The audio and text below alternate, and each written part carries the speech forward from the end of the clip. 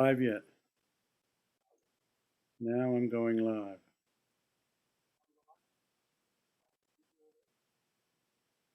I'm live in YouTube. I thought I was live. Yeah.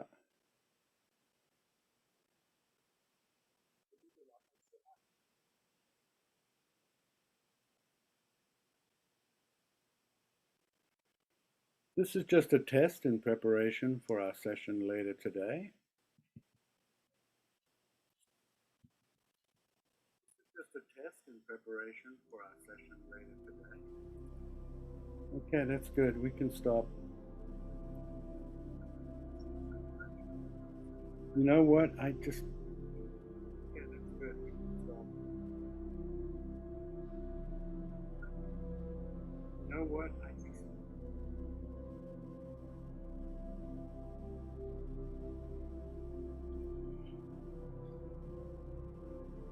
I'm.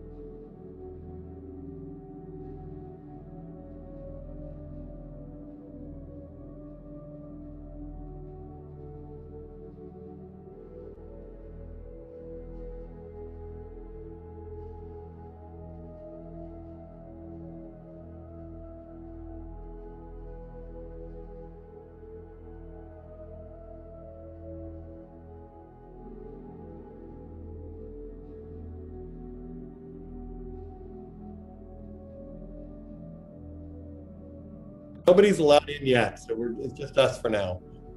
And in about 3 minutes, everyone else will be allowed in.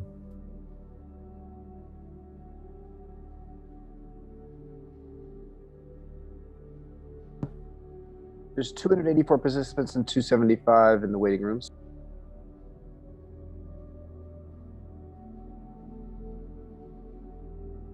A lot of people will probably sign on right as we start. Chip, you're going to first to talk, is that correct? Or do you want me to first talk? You?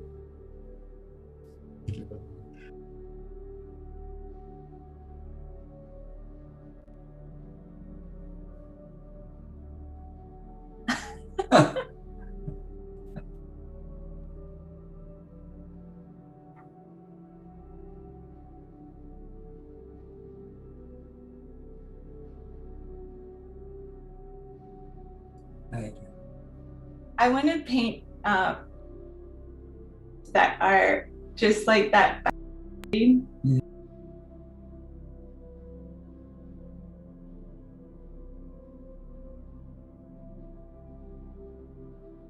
Hello, everyone. We're going to start in a few minutes. We're just going to give a chance for people to come. If you want to chat in the chat and say hello and maybe where you're calling in from, please feel welcome.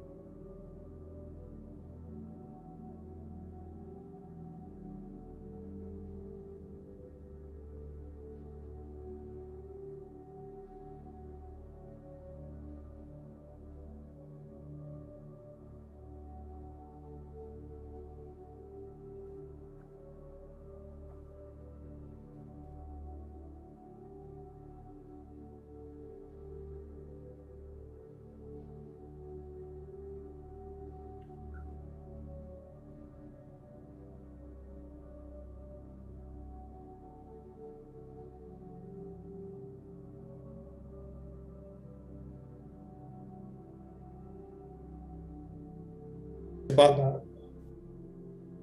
When you're on.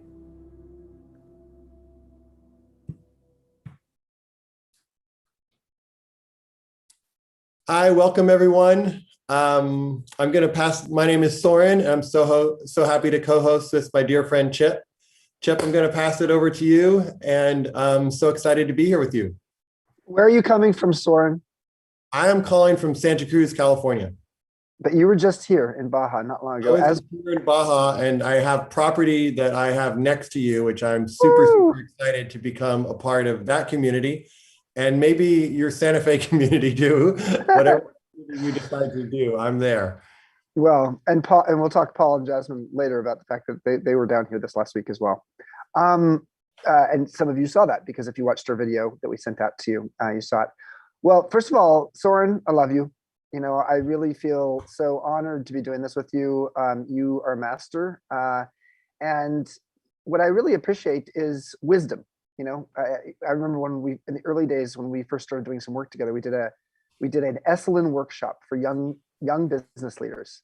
And I think what we really learned about each other is that I don't know, I love your point of view on the world.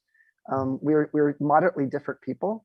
But we both have a sort of a common ethos about how we think business should operate. So, well, let me just tell a couple. Let's set up our conversation for the day here. We have quite a lineup, as many of you know, as most of you know, and it will be going for the next 3 hours. And this first half of the session, we'll have Paul and Jasmine. Håkan will have Eileen Fisher. We'll have a breakout session. We'll have Anderson Cooper and Michael Franti. After the breakout session, we'll give you a chance to speak to us or speak to me. I'll actually be covering questions after the breakout. So let's talk about this topic. Let's talk about it. You're 53, I'm 60. And one of the things that's fascinating about Midlife is it has about the worst brand in the world. Midlife, okay, everybody, Midlife, put in the chat, what goes with Midlife? The word after Midlife is crisis. It's not a very good brand. But what if midlife is not about a crisis? It's about a calling. And it's about understanding how you're shedding some of how you've operated in the world in the first half of your life. Carl Jung, the famous psychologist, famously said, the first half of your life is about accumulating, and your operating system is your ego. The second half of your life, it's about editing, and your operating system is your soul. And so we don't have a roadmap, though. I mean, do you have a roadmap? You're 53, Soren. Do you have a roadmap? I don't have a roadmap. Did anybody issue some directions about how to operate in midlife? No. You know, so there are 3 life stages, and I'm going to get a little geeky with you guys for just a quick second. There are 3 life stages that were discovered in the 20th century.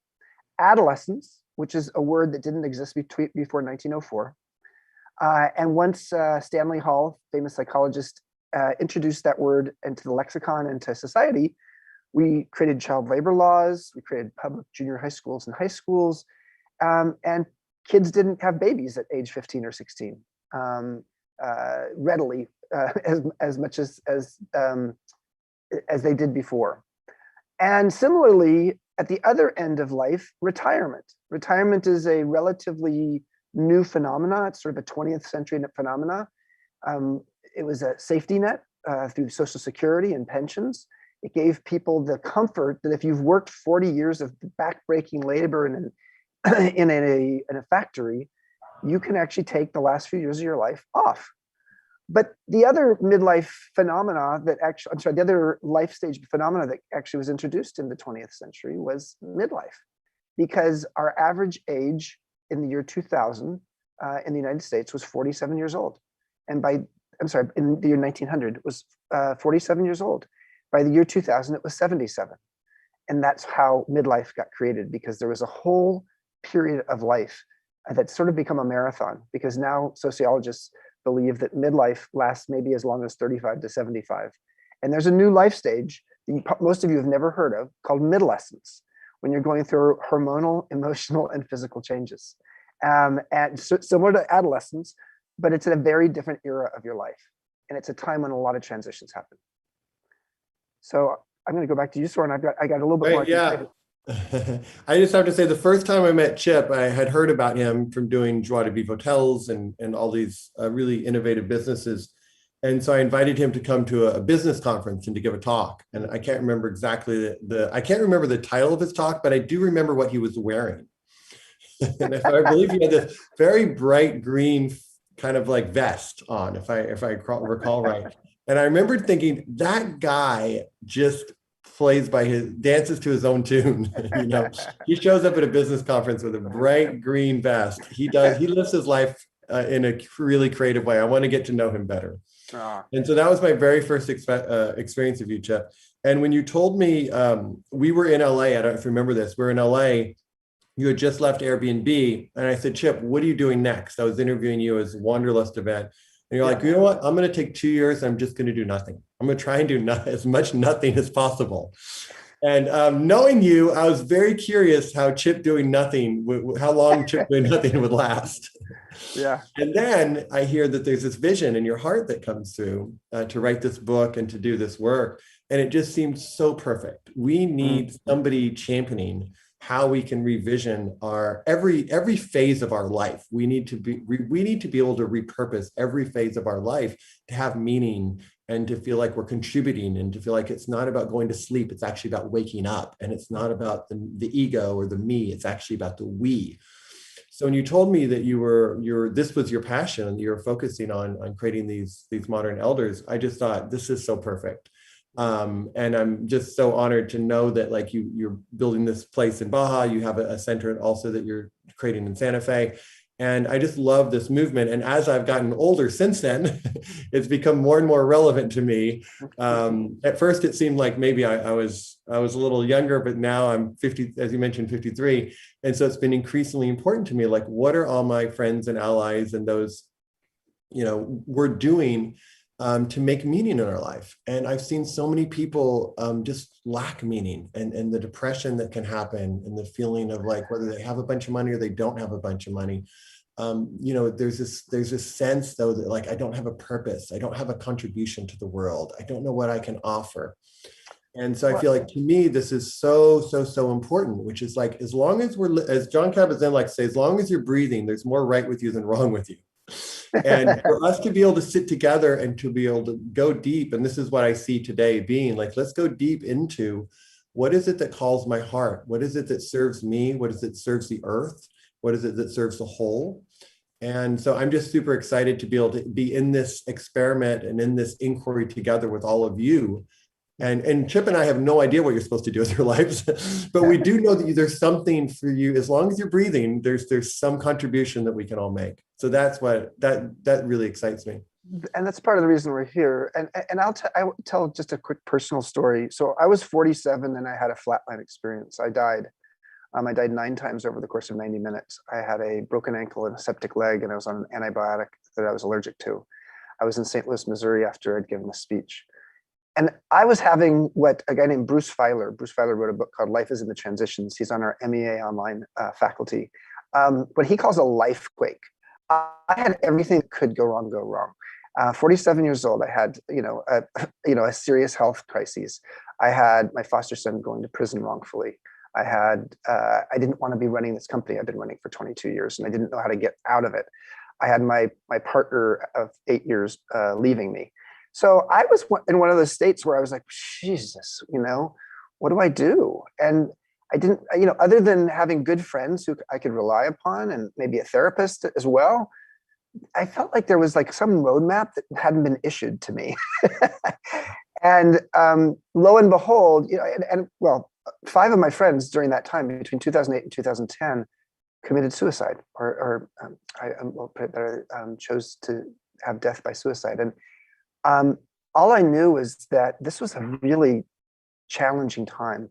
I did join Airbnb soon after that in a leadership role. They started calling me the modern elder. I didn't like that a whole lot, but they said a modern elder is as curious as they are wise. And I liked that. Okay, I am curious and wise. And it was after my 4 years of full-time leadership at Airbnb that I came down here to Baja and I started working on this book, and that Wisdom at Work, the Making of a Modern Elder. And that is when I had my Baja aha. Why not create a Modern Elder Academy, the world's first midlife wisdom school? And of course, I had to call Soren at that time because anybody creating a midlife wisdom school needs to connect with my friend who has Wisdom 2.0. And talk for a minute about how Wisdom 2.0 came about. Soren, Sure. Not everybody knows that story, as well as the book. Well, I've had various hard times in my life, as we all have. Sometimes there's things that are kind of going very smoothly, and then for whatever reason, life just kind of seems to just take a lot of it away, or reshuffles it or reshifts it. And so I was going through one of those times in New Mexico where I wasn't sure what my work was. I wasn't sure really what my next chapter looked like. And at the time I was listening to a lot of Eckhart Tolle, who I really appreciated. And one of the things Eckhart used to say was, don't ask what you want to do, ask what the world wants to do through you. And I remember just going for walks and long walks through the woods of New Mexico, outside of Santa Fe, about north of Santa Fe. And I just kept like saying that, like, don't ask what you want to do, ask what the world wants to do through you. And so something about that question just was like my mantra for many months. What wants to come through me? What wants to come through me? And I don't generally pray, but I would often pray like, okay, life, I'm here, use me. I was listening to a conversation with Oprah Winfrey some time back, and she said that was the prayer that she had made, similar prayer that she had made at some point in her life. She just said, universe, use me. I'm here, use me. And I think maybe we all get into these times where we're not quite sure what to do. And the only prayer we really have is, life, use me. And so I was just continuing to do that. And I got this idea for Wisdom 2.0. I was living in a trailer in northern New Mexico, way off in the woods. I knew nobody in tech. I knew nothing about a conference. I had to build a conference for sure. And but I had this like thing of like, okay, wisdom in tech. It kind of like came to me as I was walking one day, like a breeze, like, oh, this is what I'm supposed to do. And I really like that feeling of something that's coming through us. It's not by us. It's not like I'm trying to make this happen. I'm just kind of listening to something that wants to take birth through me into the world. And that birth could be grand and wonderful and millions of people impacted, or that birth could be like one person is impacted, and it plants a seed, and years from now, we have no idea where that seed, blossoms. So that's what I got. And then I realized I have to follow it. And I had one friend who worked at Google, a friend of a friend of a friend worked at Google. And so I reached out to the friend to connect me to the friend to the friend. And that's kind of what inspired me. But my whole idea was very similar to you, Chip, is like ancient wisdom, modern times. Like same wisdom that Jesus had, or Lao Tzu had, or Mother Teresa had, their access, that what they accessed, we have equal access to. And so the real question is, how do we live that? How do we be that? How do we be the truth, like Gandhi kind of told us? And what does that look like for each of our lives? So that's been my journey, is to really ask those questions and sit with those questions and create space for those questions. And so I love that. I love that, Soren. I mean, it's the thing that came to me as you were saying that is something that I've always said. Well, not always. I've said it in the last 4 or 5 years since the MEA became an idea. And that is, I spent most of my life being a can-do-it person, can-do-it attitude. The book that I gave out in my company, my boutique hotel company, Joie de Vivre, was The Little Engine That Could. That little children's book about, I think I can, I think I can, I think I can. So that has really defined me, and it still does in many ways. I'm not saying I don't have that personality still, but I actually shifted from can-do-it to conduit. That's what you're talking about. What comes through you? A conduit is a currency. It's something comes through you. And when you start to realize that this is not about going out and with your own self-will and independence and making something work, it's actually your purpose is not to attain, but it's to attune. To attune to what the world wants from you. That sounds highly lofty, and it is a hard thing to actually put in your primary brain when you're struggling at the bottom of Maslow's hierarchy of needs. Absolutely. But I think that one of the things I write a blog daily called Wisdom Well, and in one of my recent Wisdom Well posts, I talked about on purpose, because a lot of us sort of feel like there's a bumper sticker that we haven't found. It's like somewhere we're supposed to go discover it, and the bumper sticker has our purpose, our calling. And what I say to people is like, you know what? If you give so much power to the noun, purpose, you are not seeing the power of the verb being purposeful. And if you actually take steps to be purposeful, whether that's being a great grandmother or a great, Boy Scout troop leader or a political activist, if you can be purposeful, it tends to drive you to the place where purpose exists for you. Yes. But we get so wrapped up in what's your purpose, and you feel sort of embarrassed. I've had somebody actually whisper to me at an MEA session, like, I don't have a purpose. It's like as if they were like embarrassed that they didn't feel like they have a purpose. But the process of actually becoming purposeful, the verb, you can't be the noun if you don't do the verb. So focusing on being purposeful will take you there. I think that's great. And, and I think there's a way, and I can't wait for Paul and Jasmine to come, because I think they can also speak to some of this. There's this kind of energy, which we see is kind of not helpful to the earth at all, where we're trying to control and not be attuned. And there's this other way, which is, how do we attune with our body? How do we attune with the earth? How do we live more in harmony? And I think there is purpose more likely kind of shows up. I don't know if you've heard the phrase, enlightenment is an accident. Our job is to become accident prone. So we're not trying to make something happen, but we're just trying to create conditions in our life that allow certain possibilities more than others. And I feel like, as we age, we have such a contribution to make, and we have so many life experiences to make, and the society doesn't give us that attention generally, at least in the US society, right? As you're older, you're ignored more, you're not seen as relevant more, you're not as up to date on the latest technologies or whatever that is. And so there's this feeling of like, oh, I'm not needed.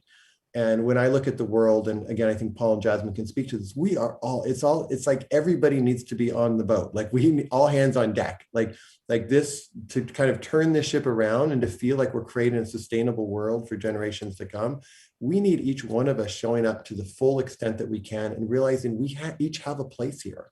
And like you said, that place might be in being a grandmother or being a mother or being whatever it is, but there is something for each of us to be a part of. And so to me, that's what really inspires this conversation is really like, listen, the power of the we. This isn't me or Chip or any of our speakers saying the path. This is about creating a container for each of us to discover that. And I think the work that you're doing with the MEA is creating a beautiful container in our society so people can kind of move into that, again, not so much like as a new identity, but more from the inside, from the inside out. Perfect. I think it's time, Soren. I think we should bring Paul and Jasmine on stage, and right. You're going to go off stage, and we'll see you soon with Eileen Fisher. Thank you. Yes. See you soon. All right. Paul and Jasmine, can you hear me? Can we hear you? Can you hear us? Yes. Yay! Very well. Yeah. Love you guys. Oh man. So let's start with Paul. I have a question for you, Paul, and then I have a question for you, Jasmine. So Paul, you've done 75 trips around the sun, and you're at a stage in your life where you are cultivating and harvesting your wisdom. I can see it. I can see it. I can see it. I love it. It's you are that modern elder who is both curious and wise. How are you wiser today than when you were 25 or when you were 50? Because you were a big time media star and entrepreneur with your book, Growing a Business, which was my Bible when I started my company in 1987. And you had a PBS series. So how has your wisdom evolved over time? Oh, thank you so much. And it's just a pleasure to be here with you. And you said something about curiosity and wisdom. I'm definitely a curious person. The wisdom always seems to be like it's just around the corner. I know it's there somewhere. And I see it in you, and I see it in Soren, I see it in my wife, and I see it in so many people I adore and love. And I just want to tell you how grateful I am to be your friend and to have been at MEA and to come back to MEA. And it's wonderful when you go asked to teach, so-called teach at some place, and you learn far, far more than you gave. And that was my experience at MEA. And so I feel like we both feel so blessed by you and Soren too, who we just also adore, as a person, as a human being, as a friend, yeah, in every way. But it's funny because you say 75 trips around the sun, and one thing I didn't do was count, and so I didn't pay attention to that. That was number one, and I mean that sincerely, in the sense of like, I'm not going to get guided or key off what you're supposed to do or be at a certain age. It's like that wasn't interesting to me. And I think the thing that if we look back, or I look back, it's like the thing that drove me was always curiosity. I mean, every time I write a book is to learn. It's not to show, tell, because I know, it's because I don't know. And so for me, the process is never ending in that sense. And so meeting people like you and the others at MEA and Chip, and Soren and so forth, is actually part of that process of unfolding, of revealing, in the sense who one is, And I remember when I was down there, I said, "You guys, I've had 3 midlife crises. I recommend them highly." Because they're just your world, which is the only world there is, your way, is telling you, "Hey, listen up, stop." It's like it's begging you to become more aware, awake, and change, and so forth. And so, I feel like that's what I'm trying to do. And we can talk about later, but I mean, regeneration, each book, each thing is successively about, I don't write book year after year after year. I actually took 7 years between books, usually 6 years, 7 years. And that's because it takes me time to sort of go back into the world and listen and read and see and hear and what's going on, and how are people feeling, how are they thinking, and how are they changing, and where do we live right now, and so that's very much the pattern in terms of that writing. Well, I'm going to drill down though a little bit on the question. So look at yourself now compared to 25 years ago or 50 years ago. What qualities do you appreciate about yourself today Because quite often as we age, there are unexpected pleasures of aging that the society doesn't tell us about. How would you see that you're a different person today? That Joni Mitchell song, I can see both sides now. I think one of the things that happens is you really come to love the ambivalence or ambiguity of the world as opposed to being right, you know. And it's just, that's a blessing because there's great peace in that, and there's great compassion, or at least the roots of compassion in that, as opposed to, you know, when you're younger, you have an attitude. You know? And I mean, it's innate, and that's good. It's because you then take that attitude out and go test it in the world and find out that attitudes are just that, nothing more. And so I feel like that's one of the main things is really that sense of not just ambiguity, ambivalence, and sense of two things, but a sense of the complexity of things. And there's so many ways to see and appreciate and know, and to realize. I think it was when I was 50, that one was, I did a 3-month silent retreat, and it was very easy to do, by the way, because there was no one there. So I don't want to, there was no one to talk to, and except I was, of course, monkey mind, talking all the time to myself. And the thing that hit me, which I didn't realize when I was in silence, was going back to town. It was Taos, New Mexico, as it was, and then listening, you know, to what people were saying. It was like it was like having bird songs in the morning. All of a sudden, I was surrounded by human beings who were talking, you know. And what I realized is that no matter what we say, no matter what we're talking about ourselves. It's a very interesting. And so what, I don't mean that in an egotistic or narcissistic way. What I mean is that as I heard what other people said, I found I was absolutely not judgmental at all. When I can be judgmental. And I thought, oh my gosh, this person would say something, say they're angry or cruel or not so kind, you know, I go, oh, they're hurting. As opposed to, you shouldn't say it, or you shouldn't say it that way, or that's not a cool thing to say. And so that was a changing point for me, you know, just going back out into the world and realizing that I myself, of course, but everyone was actually revealing and sharing themselves, you know, in everything they do and what they say. Yeah. Thank you. Yeah, so much evidence that there's something called crystallized intelligence and fluid intelligence. And as we get older, our crystallized intelligence, which is systemic holistic thinking, the ability to connect the dots, it gets better with age. A lot of people don't know that. So let's talk about you, Jasmine. So you're 47 point something. And when you were down here a year ago, when Paul was teaching down at MEA, you learned about the U curve of happiness. Talk about where you are in your life right now in terms of as an entrepreneur, as an activist, and how at this life stage, you know, what does that U curve of happiness mean to you? And maybe even tell people a little bit about what it means, if you recall. Yeah, thank you for having me, Chip. I'm so grateful for discovering Baja, thanks to you and Soren and MEA. It just moved my perspective on, I used to see images of age as like people in wheelchairs or sickly, and it just kind of started, it shifted the perspective to like what's possible. When I went to MEA, you shared about the U curve, and I was kind of at the bottom. So I was going through a really difficult time, and then something unexpected happened. In the last year, I have been just almost like sucked into a silence that is almost recalibrating my being. And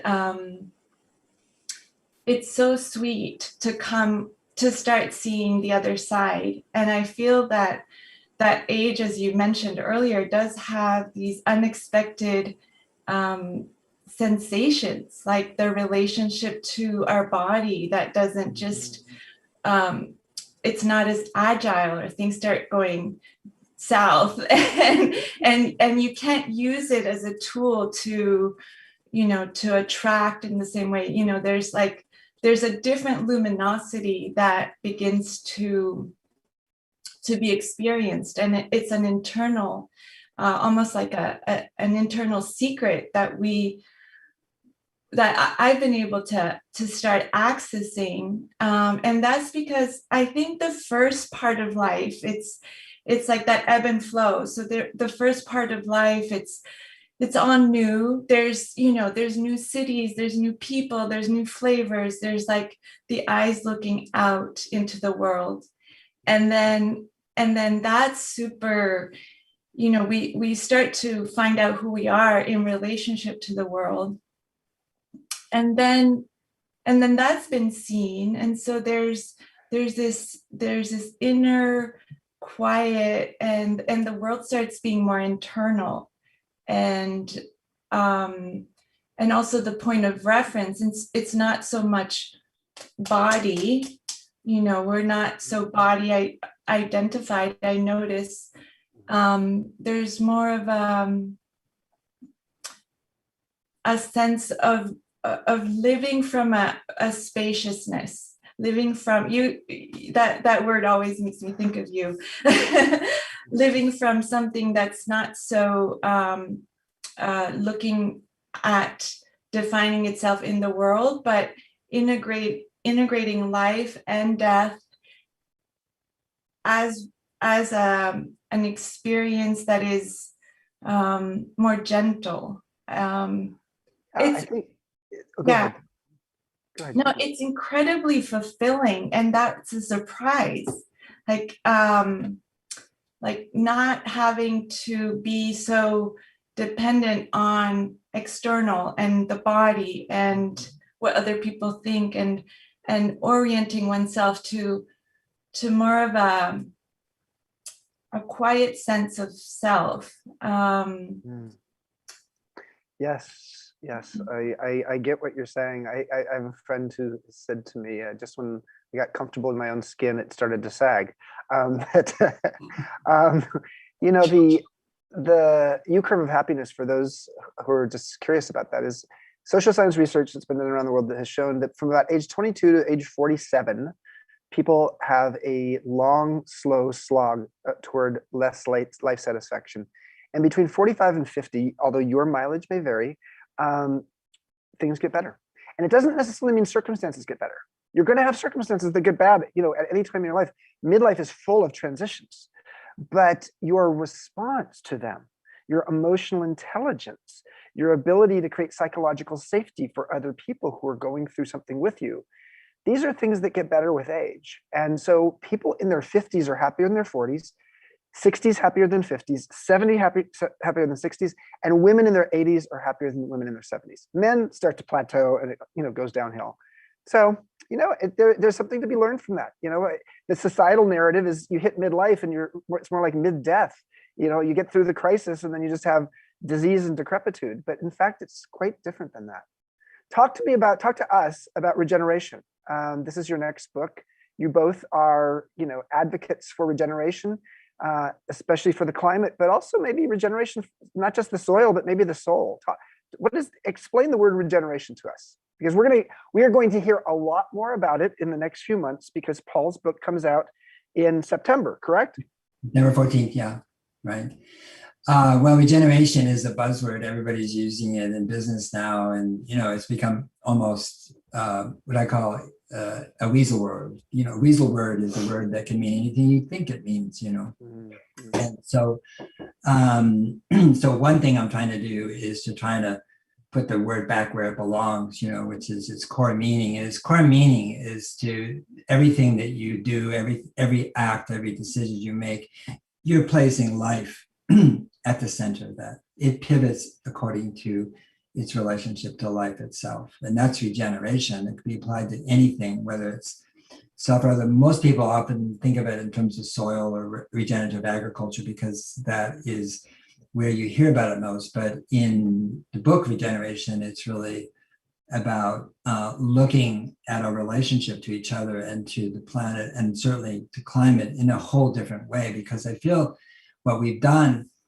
in the climate movement, and I've certainly been part of that, but what we've done is sort of siloed it. It's like we have a problem, we got to fix it, The language is about fighting, combating, mitigating, net zero, all these othering terms, as if the climate was someplace else and we're here and we got to somehow get it right. Otherwise, things are going to get screwy or bad for us. You know, there's a very much a separation. But what's interesting about that languaging, Chip, is that 98% of the world are completely disengaged from the greatest crisis civilization has ever faced. And so we have to ask ourselves, how do we do that? After 45 years of it being in the public, sphere, 98% of people, even people who know about it and are literate about it and care about it, actually then don't do anything about it. And so how do we get there? How is it that it's not important to the vast number of humanity? So regeneration is very much about that. And what we say, or what I say, is that we've been talking about it as a future existential threat, and so forth. So we should address it because it's going to happen. Instead of what we need to do is meet current human needs. That's what we need to do. The path to climate is that. And the thing about nature is it never makes a mistake, okay? Ever. It's us. So it's not about changing the climate, it's about changing ourselves and how we relate, our connections, our disconnections. We're disconnected from each other, we're disconnected from nature itself, and we have been exploiting nature in such a way that we're disconnecting nature from itself in terms of habitat fragmentation, pollution, plastic, etc. And so regeneration is simply looking at where we're going and what we're doing in everything we do, Chip. Every economic sector is extractive. It's taking. It's a take economy. And if you take, you are degenerating because you're taking. So how are you regenerating? So I hear that piece. And Yeah. so what are three things that people could do to create a more regenerative world? Well, one of the things we're going to do in the book is that I say one size fits one. There's this idea that there's a punch list, that you go ahead, take it, and you're good to go. It's not true. I mean, because most of it doesn't necessarily apply to you. Who are you? Where do you live? What's your culture? What are your means? Who are your friends? And to look at self as agency, not as individual. Because look at your agency. You're not just Chip Conlon. I mean, look what you've done. Look what Soren's done. I mean, your friends, your networks, maybe your companies, maybe your institutions, maybe your nonprofits, maybe it's your community, maybe your family, who knows? But everybody has agency. And we have to look at it from that point of view, as opposed to what can I do? Because as soon as you go to the I, you've separated, you've lost it. And what we're trying to do with the book and is create the conditions for self-organization in the world, not to tell the world what to do, or we know, you don't, listen up, not at all. We think the world does know what to do. And your body and everything you see in the living world is a self-organizing system and nobody's in charge. And so can we imagine an approach to climate that is very, very different and so forth, that it wants to come through you, as you spoke about earlier, something wants to come through you, it engages you, it lights you up. It, instead of being, as altar boy Catholic, we learn about guilt really early and often, and so much about climate is still about shaming, blaming, guilting, or fear. And it's not that the science isn't valid about that, it's just that it doesn't work. Mm-hmm. Absolutely doesn't work in terms of motivating and enlivening human beings. Basically, I mean, the earth is talking to us. We're being homeschooled right now by planet Earth, right? And so it's really, we're trying to do with regeneration is reflect those teachings back to and share with you and others, as opposed to saying, we know, you don't, or we know how to fix it. We do, but we do it by changing ourselves. Mm. Melissa in the chat said, one of the things we could do is just to get to know your farmer, get to know where your food comes from. Yes. It's a really simple thing to do, and it influences what you buy. So we call that localization. Absolutely. Localization. Huge, exactly. Huge solution. Localization. Yep. It's again making connections. They've been broken. Yeah. So Jasmine, regenerating the soil and regenerating the soul. We at MEA, we talk about long life learning, not just lifelong learning, to actually create a life that's as deep and meaningful as it is long. and to introduce people to the things that get better with age, which most of the world doesn't give us. So how do you feel about regeneration, and whether it's the soil, the soul, or the community? Well, one of the greatest gifts about being at MEA when we went there is the relationships we built there. It feels like lifelong relationships. It was a super intimate setting, and it was there were people all ages in our group, and yet it was you had an 88-year-old in your group. Yes. And you had people in their early 30s. So this is not just people who are 45 to 65. This is full on. Go ahead. And it was the intimacy. We literally ate bread together, shared meals. We weren't talking about that what you spoke about, like going out there and doing. It was about the beingness and being together, and there was this opportunity for deep listening, and I think that's really the gift. If I look at regeneration, the words that come to mind, or the sense is the deep listening, the attunement that you mentioned, and then this interest in death, not as a morbid conversation, but it is, death and life are equal. So we're like putting it away from us. When we're younger, it's not something on our mind, and as we progress through the chronological years, it's something that's more present, and how to bring that into life rather than keeping it away from life. And the experience in MEA was life-changing for us, because we ended up pivoting into a new community, and that opened up a whole new world for us. You're responsible.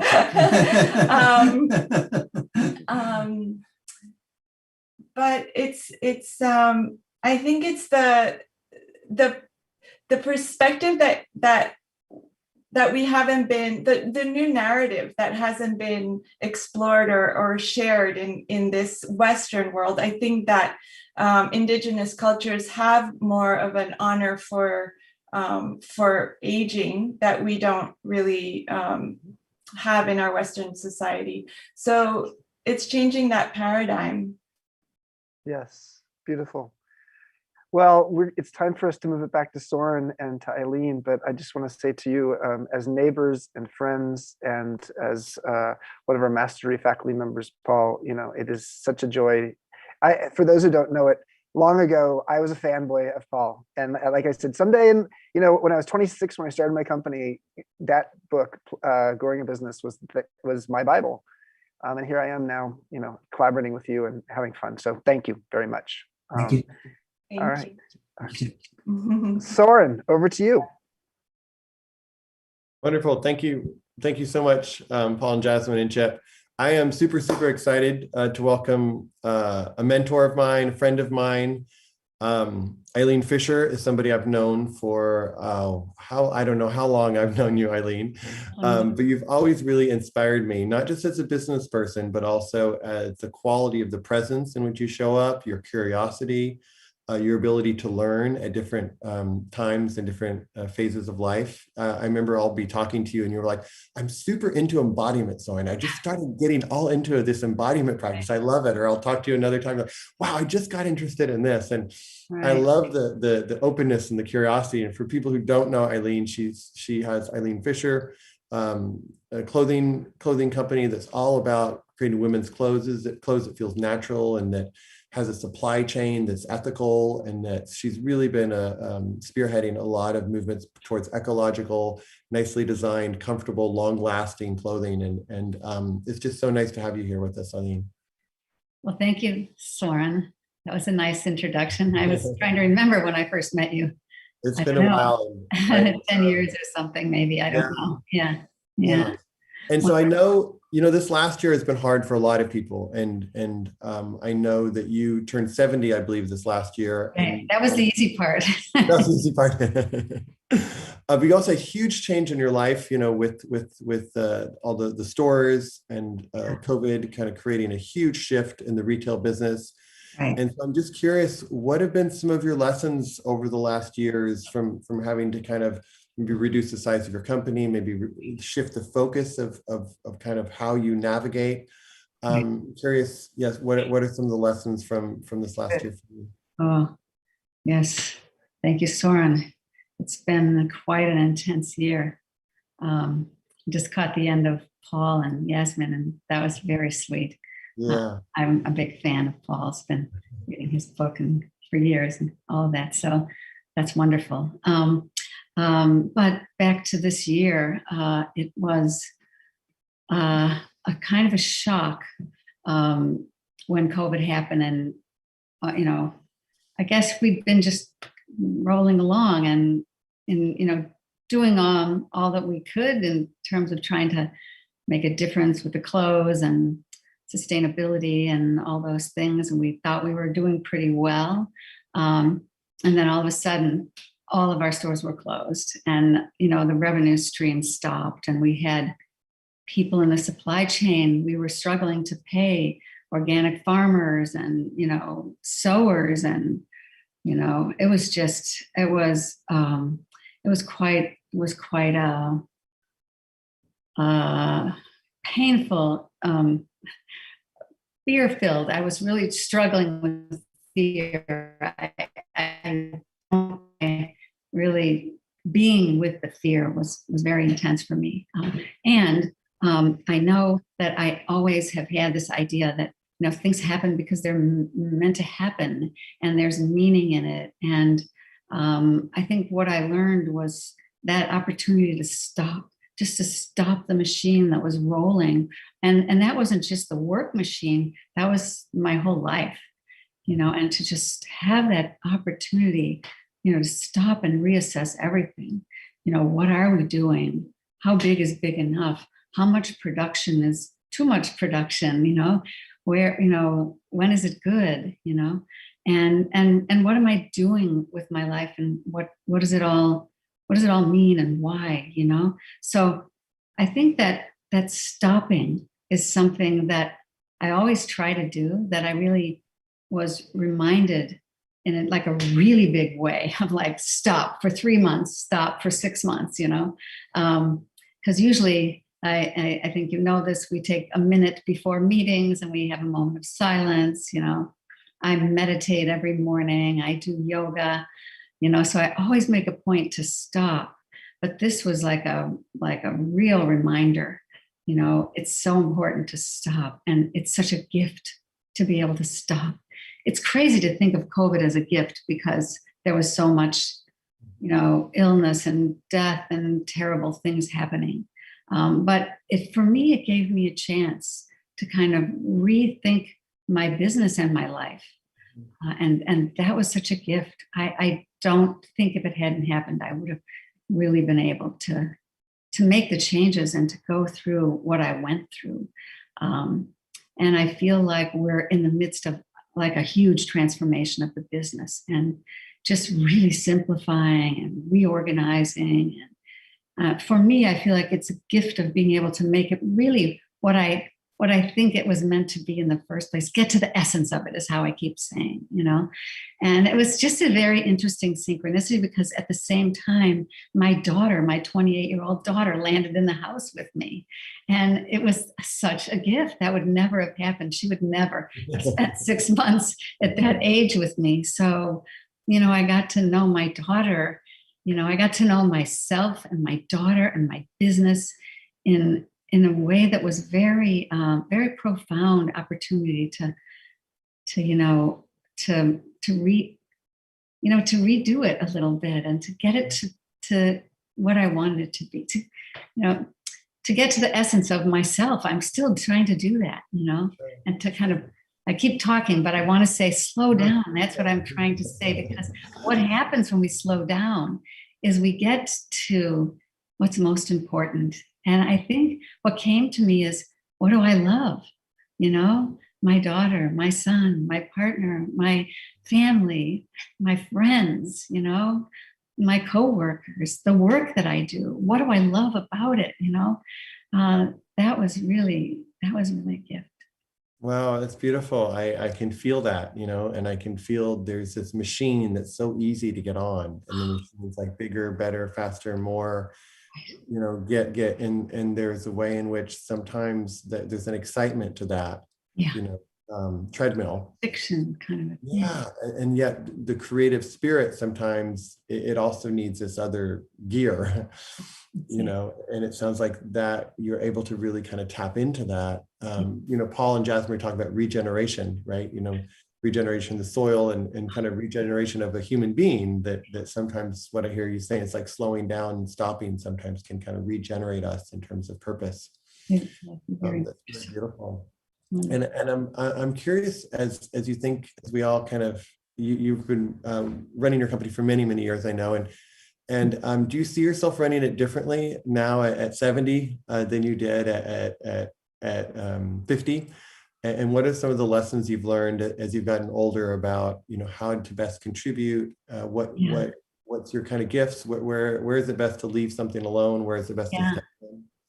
Yeah, I'm really working on that. I think what I'm learning, I've always been a listener, you know, that's how I've always run the business. I'm a collaborator and a listener. And but I've realized that I also at this later stage in my life really have an inner knowing, you know, and I think when I look back, I can see the places where it went off, where I didn't resource myself, where I didn't follow my intuition. I went, oh, I knew that wasn't right. I knew that wasn't right. Why did I not say no? You know, and other places, why didn't I say yes sooner? You know, that's okay too. But I think not to beat myself up, Sure. that, you know, hey, I'm only 70. I can fix things. Lots of time to learn. I have lots of time. Well, I have to use it wisely. Now I'm much more aware of using my time wisely, not wasting time. Time is precious, not wasting anything. Really. And so it sounds like simplicity might be one, but any other gifts that you've noticed about, you know, just kind of the aging process and we might have less energy, you know, in a day. You might need to go to bed a little earlier, you know, instead of that 5-mile hike or something, it's a 4-mile hike maybe, but right. No, that's good. Well, I'm not a hiker, but I do these 12-minute walks. But you use the word energy, and I am very interested in energy. You know, always something. But I really both kind of understanding my energy, what I have energy for. You know, energy. It's a bit like love, like there's some kind of passion or something. But I work a lot with my energy. I think I mentioned to you recently that I do Kundalini yoga, and it's very much working with energy and energy centers and you know, kind of building my energy. And but I also energy. The other thing I want to say about energy is I'm noticing the energy that I waste, you know, and then I'm noticing when I get hooked on someone else's energy, or, you know, I get upset or angry, or I kind of waste time maybe complaining about something rather than speaking clearly to it. You know, I'm just very aware of where my energy gets caught and where I try not to get caught in someone else's energy. Is this making sense? It makes sense to me. It makes absolute sense to me. And I think from what I know of you, you're also a very attuned person. So you can easily attune to somebody else's world. Like, oh, I can really see how you would see it that way. Right. But that there can be an energy drain, possibly, and if that does so much that you're constantly trying to figure people out, and it's good to also come back to yourself. Is kind of what I hear you saying, is like, that's exactly right. Where am I? And where, because I feel like at least in my life, I'll be doing things because somebody else thought they were a good idea, but I didn't really have the energy for it. And even though I think I'm doing a good thing, in the end, it isn't really that helpful because probably somebody else did have energy for that. Right. But I was doing it more from a should and less from like kind of a fullness, right? Oh, that's really good. That's exactly right. And I look back over these years and I can see where someone convinced me where it wasn't the right thing for me, you know. But I think that's what happens, I think, with aging, more awareness of the preciousness of your energy and kind of the boundaries of your own energy, and not to get lost in or entangled in others' energy. Just because he's mad or can't find his keys, I don't have to go looking for the keys, you know. I can help if I want, but I don't have to go there, you know. I'm sure we all know that. I'm sure we all know that. If somebody has an issue, we can be empathetic without necessarily taking on. Without getting lost and just like, right, which doesn't help them either. Like, oh my God, the keys. Oh my God. Yeah, that's a great little concrete example. I love that one. Yeah, and have you noticed yourself able to kind of make more, I don't know, kind of important decisions? Because one of the things I think is as we can simplify, as we know where our energy's at, we may not get as much done on one level, but the things we do get done can be very impactful. And I wonder if you've noticed that. Absolutely. I mean, in terms of my business, it's just really clear to me, no, we're only doing the sustainable materials. We're only going this way, you know. No, that doesn't fit. I'm so much clearer about what I don't want to waste time with, what we're not. You might even do fewer you were adding more different clothing on, and now you're actually maybe just saying, no, we're going to do a few things really well. Less, right. Only what we love, exactly. And when you were talking about that, it feels like it. And I think that's the same with life. Mm-hmm. Well, I just wanted to say the same with life. I mean, work, and this has been so interesting with COVID because you don't even have to say no. I learned to say no without saying no. You know, like I don't like. Oh wow, I didn't have to go all the way there to that wedding. You know, I mean, that's great. You know, I'm happy that they're getting married. You know, but I don't have 5 days to go do that right now, you know, but I can show up on a Zoom call and wish them well and, you know, send them a card, and, you know, that's kind of wonderful. So it's really given me and a lot of people, I think, a chance to really look at what were all those things I was running around doing. Why did I think I have to go to the city every, twice a week? And hey, I'm so happy here. The nature is so amazing. And, you know, I can connect with people like this. Although I must say I miss the wisdom conferences. I do too. I do really miss the connection, because that's the other thing. We're changing the way we work, and we're setting up a more like hybrid working life. We've closed down our offices in the city and moved everything here to the waterfront in Irvington. And we're realizing that a lot of work can be done from home, but at the same time, meaningful connection is so important. Collaboration, being together, you know, and it's precious. And we're all just like, when we see each other, like, oh my God, I'm so happy to see you. It feels so good, you know? And, you know, it's just like you value the connection so much more. Isn't it true? And I think maybe part of this rebooting, or, you know, rebooting that we're in, we can actually value that time. So even if we don't have as much of it, you know, the one day we do see people, or the few days we do see people, you know, we can bring a sense of appreciation to that, and a sense of real like love, right? Like, oh my goodness, like for me, it's like, I never valued being able to hug somebody. I don't think I took it for granted. Never again will I ever take hugging or holding a hand, or just like ever for granted. Oh, amazing. And so I'm with you. We want to simplify, but we need to make sure we have the right human connection. Right. Well, I think that's what happens with simplifying. It's kind of like decluttering your home. You realize, oh, I actually love that thing. Yeah. That gives me pleasure, you know? Once I got rid of these other 9 things, I realized I really do love this one. I like I can this. see it now. Right, exactly. Yeah. Same with people, same with, you know, work, all of it. This matters, you know? Yeah. And we just have a few minutes left, Eileen. Anything else that we missed? And how do you see your life, the next 30 years, let's say, of Eileen? Are you taking it one day at a time? Pretty much. Right now. Pretty Or do you much. I'm trying to finish some things. I'm calling it the blueprint of the company. So I want to set it so it can find its way without me. That's a goal. Okay. Yeah, I just want to be able to really be with the people that I want to be with, and Yeah. keep up my yoga and things that I do every day that I love, and my little walks. And I think that I sit in my purpose chair every morning, and I Yeah. journal, and Yeah. I find that helps me to kind of stay on track with what's meaningful to And for me. those who don't know, you have a chair that's designated as your purpose It chair. sounds so You wake up in the silly. morning- No, it's beautiful. You wake up in the morning. There's a children's book here at some point, I think. There's definitely a children's book. It's perfect. And you sit in the purpose chair and you journal and you just, it sounds I like you drink my kind of got a coffee. channel. I do drink coffee. You drink coffee. And you kind of listen, right? It's like, Yeah. you're not trying to solve a problem. You're just kind of No, letting life no. move through you. So I love to solve problems. Uh-huh. That's a different problem. That's a different chair. That's a different chair. This is more just like stream of consciousness, and I sort of get under things, and oh, I did forget to call that person, or oh, that's really important. Those kind of things come up, or how I'm feeling about something comes up.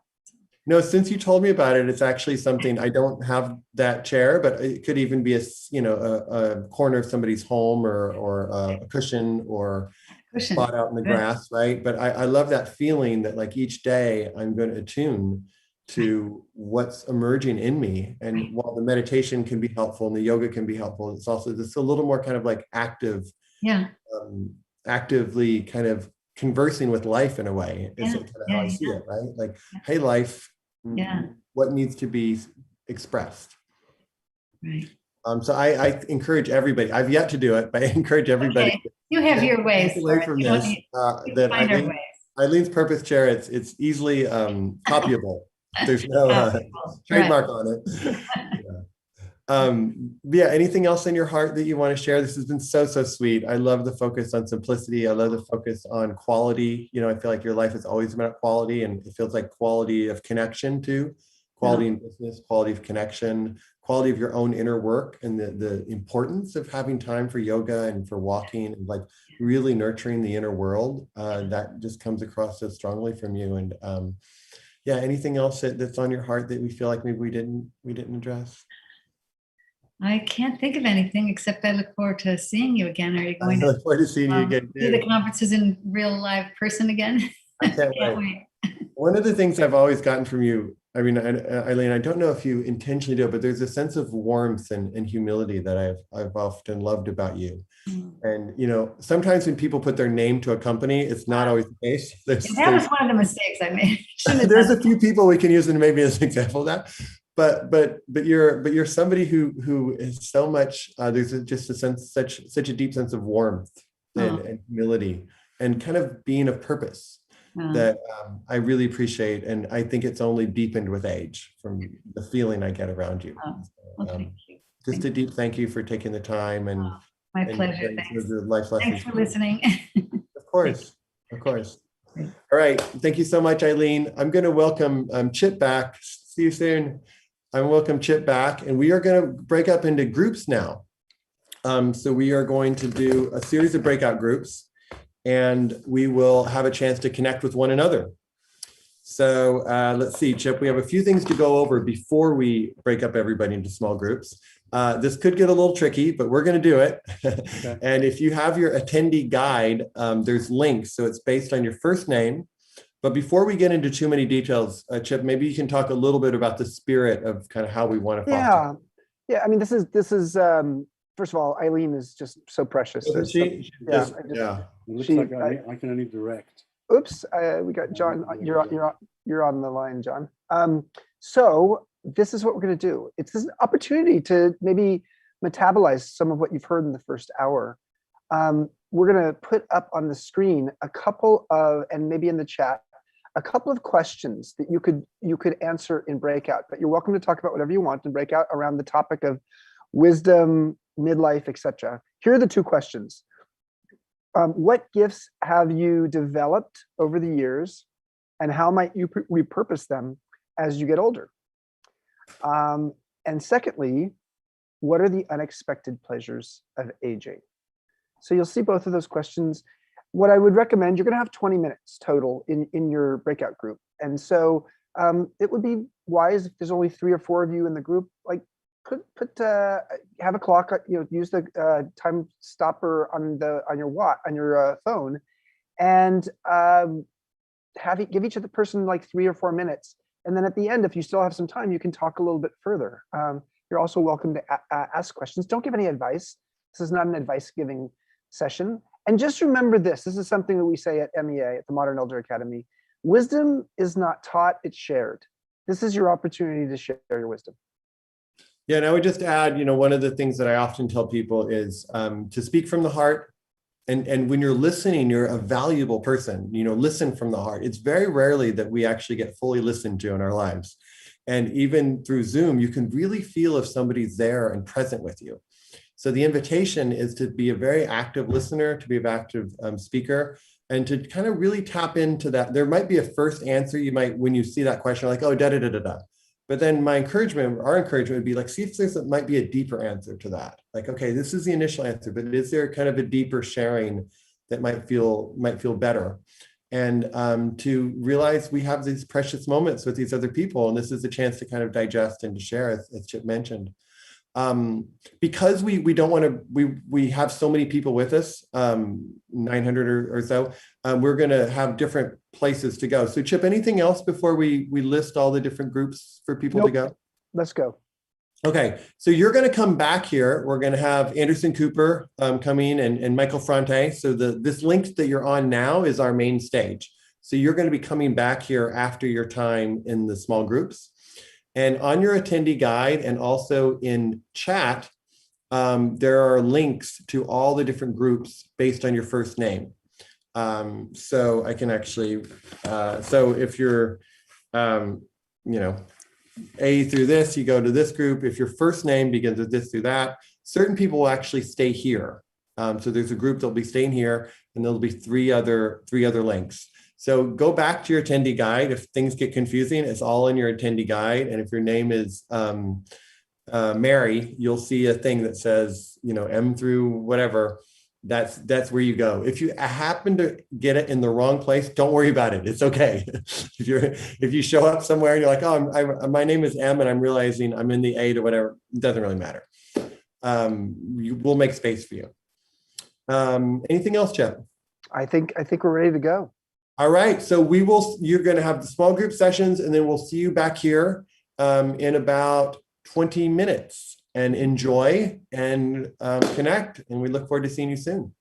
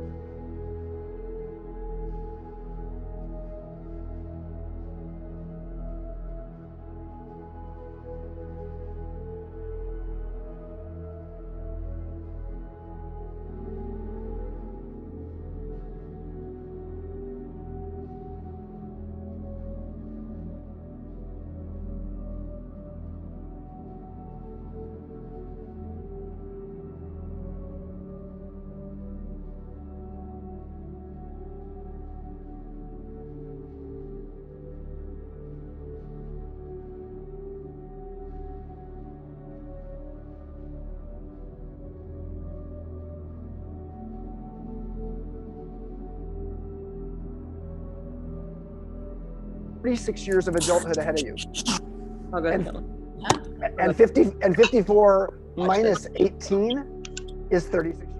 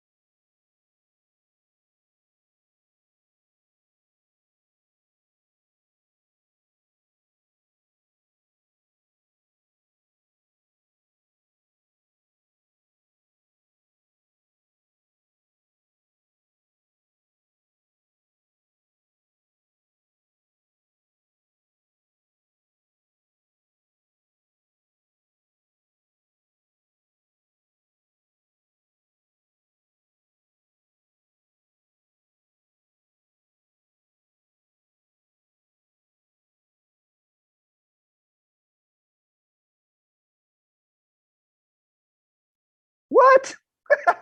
You mean at age 54, you could learn how to surf? You could learn how to bake bread? You could learn improv? You could learn how to write a memoir? So what I think we have seen in the last, gosh, especially the last 40 to 50 years, is that longevity, although longevity in the last 5 to 6 years has been flat and slightly declining in the United States because of deaths by despair. But globally, and that's a US phenomena, globally, longevity is marching on, while as the US is actually falling behind. It's very interesting. But if you live till 90, you might start asking yourself the question, how could I become a beginner again?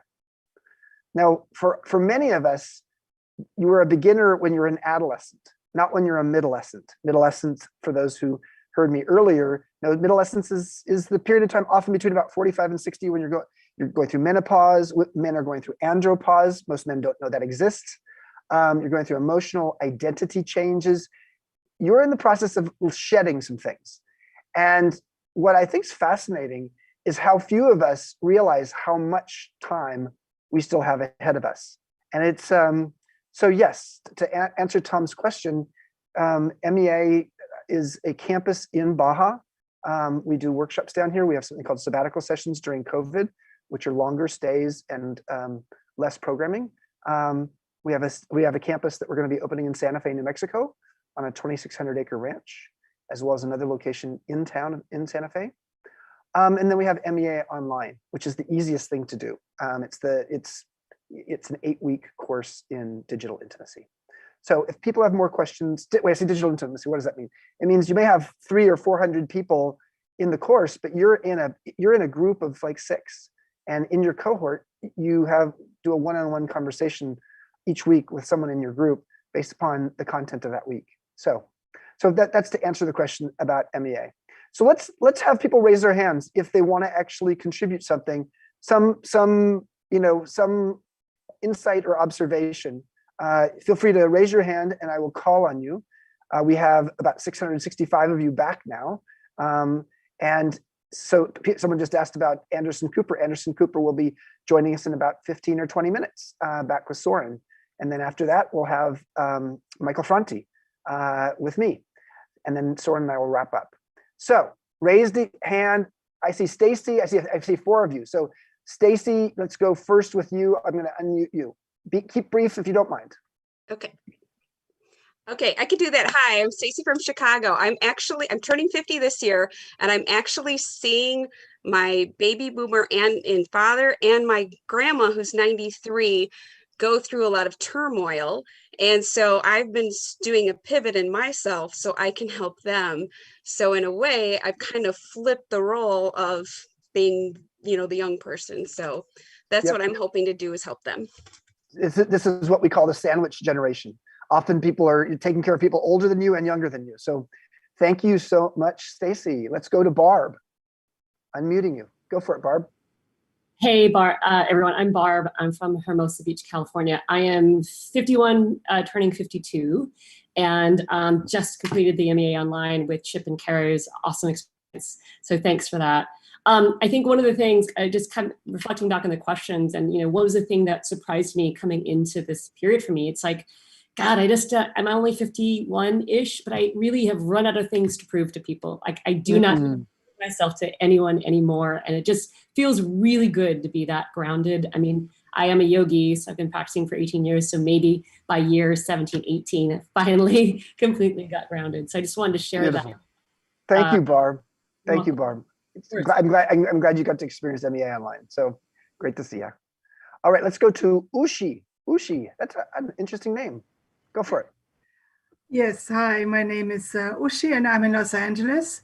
What I've experienced recently is that the only way when I'm stuck for me to move forward is to take risk. There has to be some degree of risk for me. So what I did was I quit my job, and I told them I'd retire, but it was not an intended retirement because I wanted to start a new chapter in my life. And I am 67. I found my calling in meditation, being a meditation teacher. And what this has afforded me was that now I am moving into more and more equanimity about things. I'm not getting so worked up about stuff anymore. And I think that is a gift of aging. Beautiful. Thank you, Ushi. All right, we're going to go to Faith. Faith, I'm going to unmute you. Oops, unmute you. There we go, Faith. Take it. I first want to thank you so much for this. I loved the speed dating.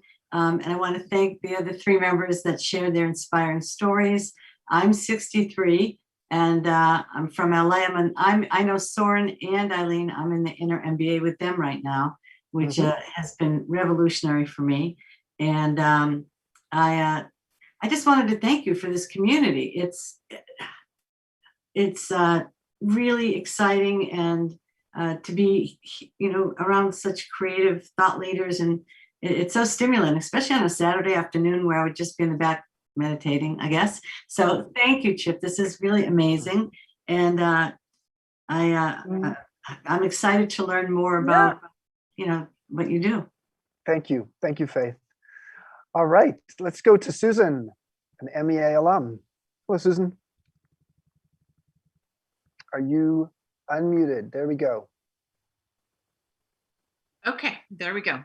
Yes. Hi, Chip. So good to see you. I feel lucky that I was able to squeeze in an MEA experience last year just before everything shut down for COVID. So it was back in February, which was an altering experience in a great way, followed up by the MEA online just fairly recently. So thank you for setting that up, but also for enabling me to continue on my journey. It's sort of like it's been a journey inward, but also outward, because I in my coaching practice with women, I really focus on having us them rediscover sort of the core values and what's inside the authentic self, because for so much of our lives, especially as women, we're cued to external cues. We're looking for the outside world for what we should do next and how we should react and where we should go in from there.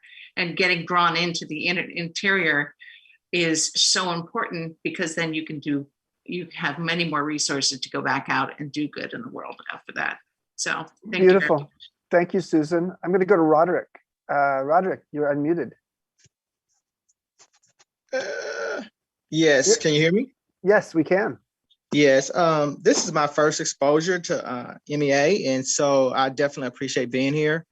From the breakout room that I was in, I kind of felt a universal theme of people looking for inner peace and spirituality. And so I think it's great to be among people that are, everybody's kind of focused on that, whether it's meditation or looking at just being mindful of, everything in our lives. So it's been a great experience. Thank you, Roderick. Where are you from? Atlanta. Atlanta. Perfect. Thank you. All right, let's go to Sherry. Hi, I'm Sherry. I am in California, And this is my first experience with MEA, and I am kind of blown away. This is one of those moments where, you're wondering what you need. You need something, you're wondering what you need, and then the universe provides. Kind of like what Susan said, I'm in the process right now at the age of 57 of transitioning my career from being a midwife who generally works mostly with women of childbearing age, although I've seen everybody from teenagers to women in menopause, but now really being a coach for women, what I like to say is in the prime of their life. And so this has just been an amazing experience so far to remember that we have the resources within us throughout our lives to grow, to rejuvenate, to regenerate. And kind of like what Susan said, it's just really a matter of bringing the focus in and helping people get in touch with those resources so that they can continue to thrive instead of to dwindle mentally, physically, emotionally as we get older, which is the narrative. Yeah, exactly. We call this emotional insurance. We know we have property and liability insurance for a rainy day, but where's our emotional insurance for a community that actually supports us, almost like a resilience circle? So thank you, Sherry. Let's go to Linda. Okay. So I'm 62 or 22,990 days old. All right. I've had 3 major nervous breakdowns. So I've had 3 midlife crises already. Okay. And each time I was born again. I mean, I really was born again. I got a chance to reevaluate my whole life. And to have that going on while entering a midlife, an actual midlife, they were, those things were really an incredible gift for me. As fragile as things can get at times.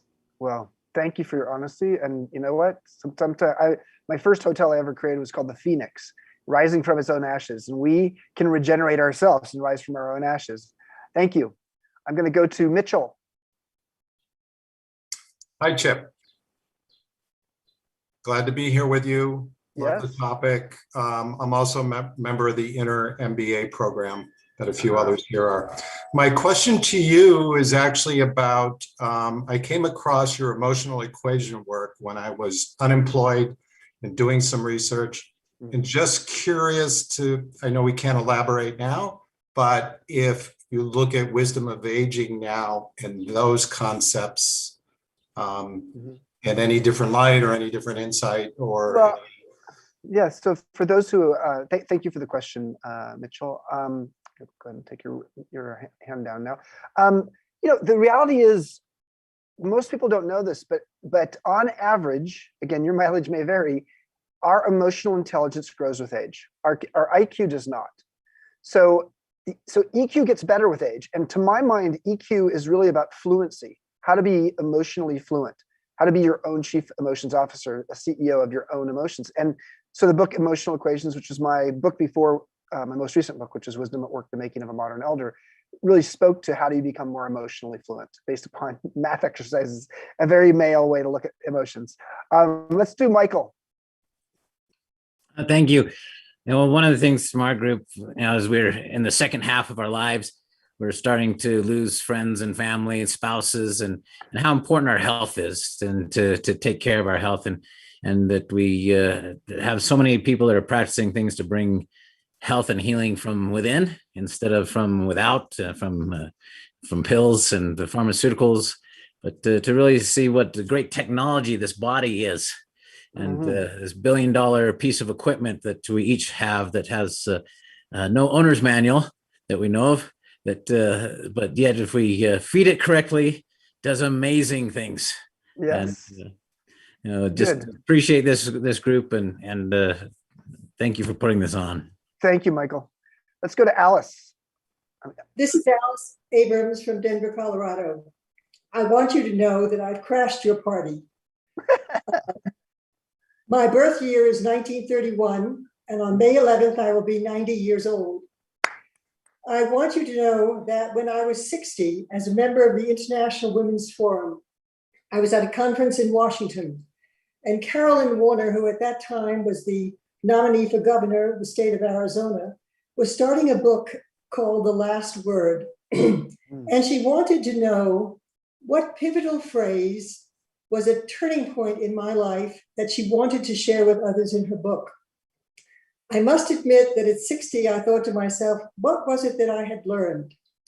And after contemplating that thought and question for about 2 weeks, I sent her a phrase that I had created myself. And within a year, I heard from a lawyer saying that they wanted to know the attribution was mine, and I said yes. Because at 60, I realized that we all had many encounters in life, and it was how we coped with them that really counted. Absolutely. The phrase now has, over the last many decades, hit the internet, but the phrase is, in life as in the dance, grace glides on blistered feet. and that's what I would like to share from age 60 to 90. Beautiful, Alice, love it. Thank you for crashing the party. We love having you here. All right, let's go to Peter. Peter Sherman Crosby. You are unmuted. Hey, buddy, how are you? Where are you right now? Oh wait, where are you right now? I'm in Shanghai. Shanghai. I'm in a hotel room in 14 days of quarantine before next week leaving with a film crew to ride my bicycle from Beijing to Hong Kong after talking about it for 6 years. And how old are you, Peter? 66. Beautiful. And you're an MEA alum? MEA alum. I think one of the early ones, we did Soul Journey for 2 weeks. Yep. And the context of MEA in that group is the basket of community and what did you say? Emotional insurance? Emotional insurance, exactly. For 2 years, emotional insurance of our MEA group, 10 people, we still talk to each other every week. Woohoo! That's emotional insurance. Around the world. Beautiful. And it's really part of the reason I'm still here. It's part of the reason I've hung on to this dream for 6 years. Thank you. Is our group, our Alma Libre. Great to see you, Peter. Liberated Soul, Alma Libre, and MEA. So beautiful. Thank you, Chip. Thank you. Good to see you. All right, let's go to Bob. Bob, do you have anything to say? Yeah. Oh, gosh, I didn't hear. Well, I don't make 90, but I'm 81 and my hearing's down, so I didn't hear the word Bob. But at the age of 42, I was asked by my partners, and you really didn't have a choice with that partnership, because if you didn't honor the request to move to another office, you had to leave the firm. So I was given two choices. One was to go to Canada, and the other was to go to the West Coast and start an office there. I chose Canada, and they sent me, though, because my wife and I were going to a different country, to a consultant, and he gave me the book called, written by Saul Levinson. And The Giving Tree? That's right. And yes. I have it. I go back to it. There's nothing in there about after 70. What is life about? And this course over the last 8 weeks has excited me and brought me so much beautiful appreciation. Thank you, Bob. What you've done. Well, great to see you. Let's go to, we have four people left, and we're going to try to get all of you, so it's going to be really fast. Let's do Barbara first. Barbara. Hi, which Barbara? Hi. You. I know the age of this group because I've never seen so many Barbaras in one place at one time. I, through the grace of a connection to you, spent 2 years helping to develop Airbnb's Experience Host program. And I know it's modeled on the hero's journey. And I learned from doing and from connecting that for men, that idea of having a challenge and succeeding is a big deal. But I learned that from women, it's the connecting that was the bigger deal. Exactly. And I'm curious if you had some thoughts about that. The other thing that I spent years working on was sense of what people were calling sense of place. And I learned that that is a very external thought. And I spent tons of time thinking about this. And I finally had the aha moment, which for me was saying that sense of place is actually sense of self. Beautiful, beautiful. Yeah. Thank you so much, Barbara.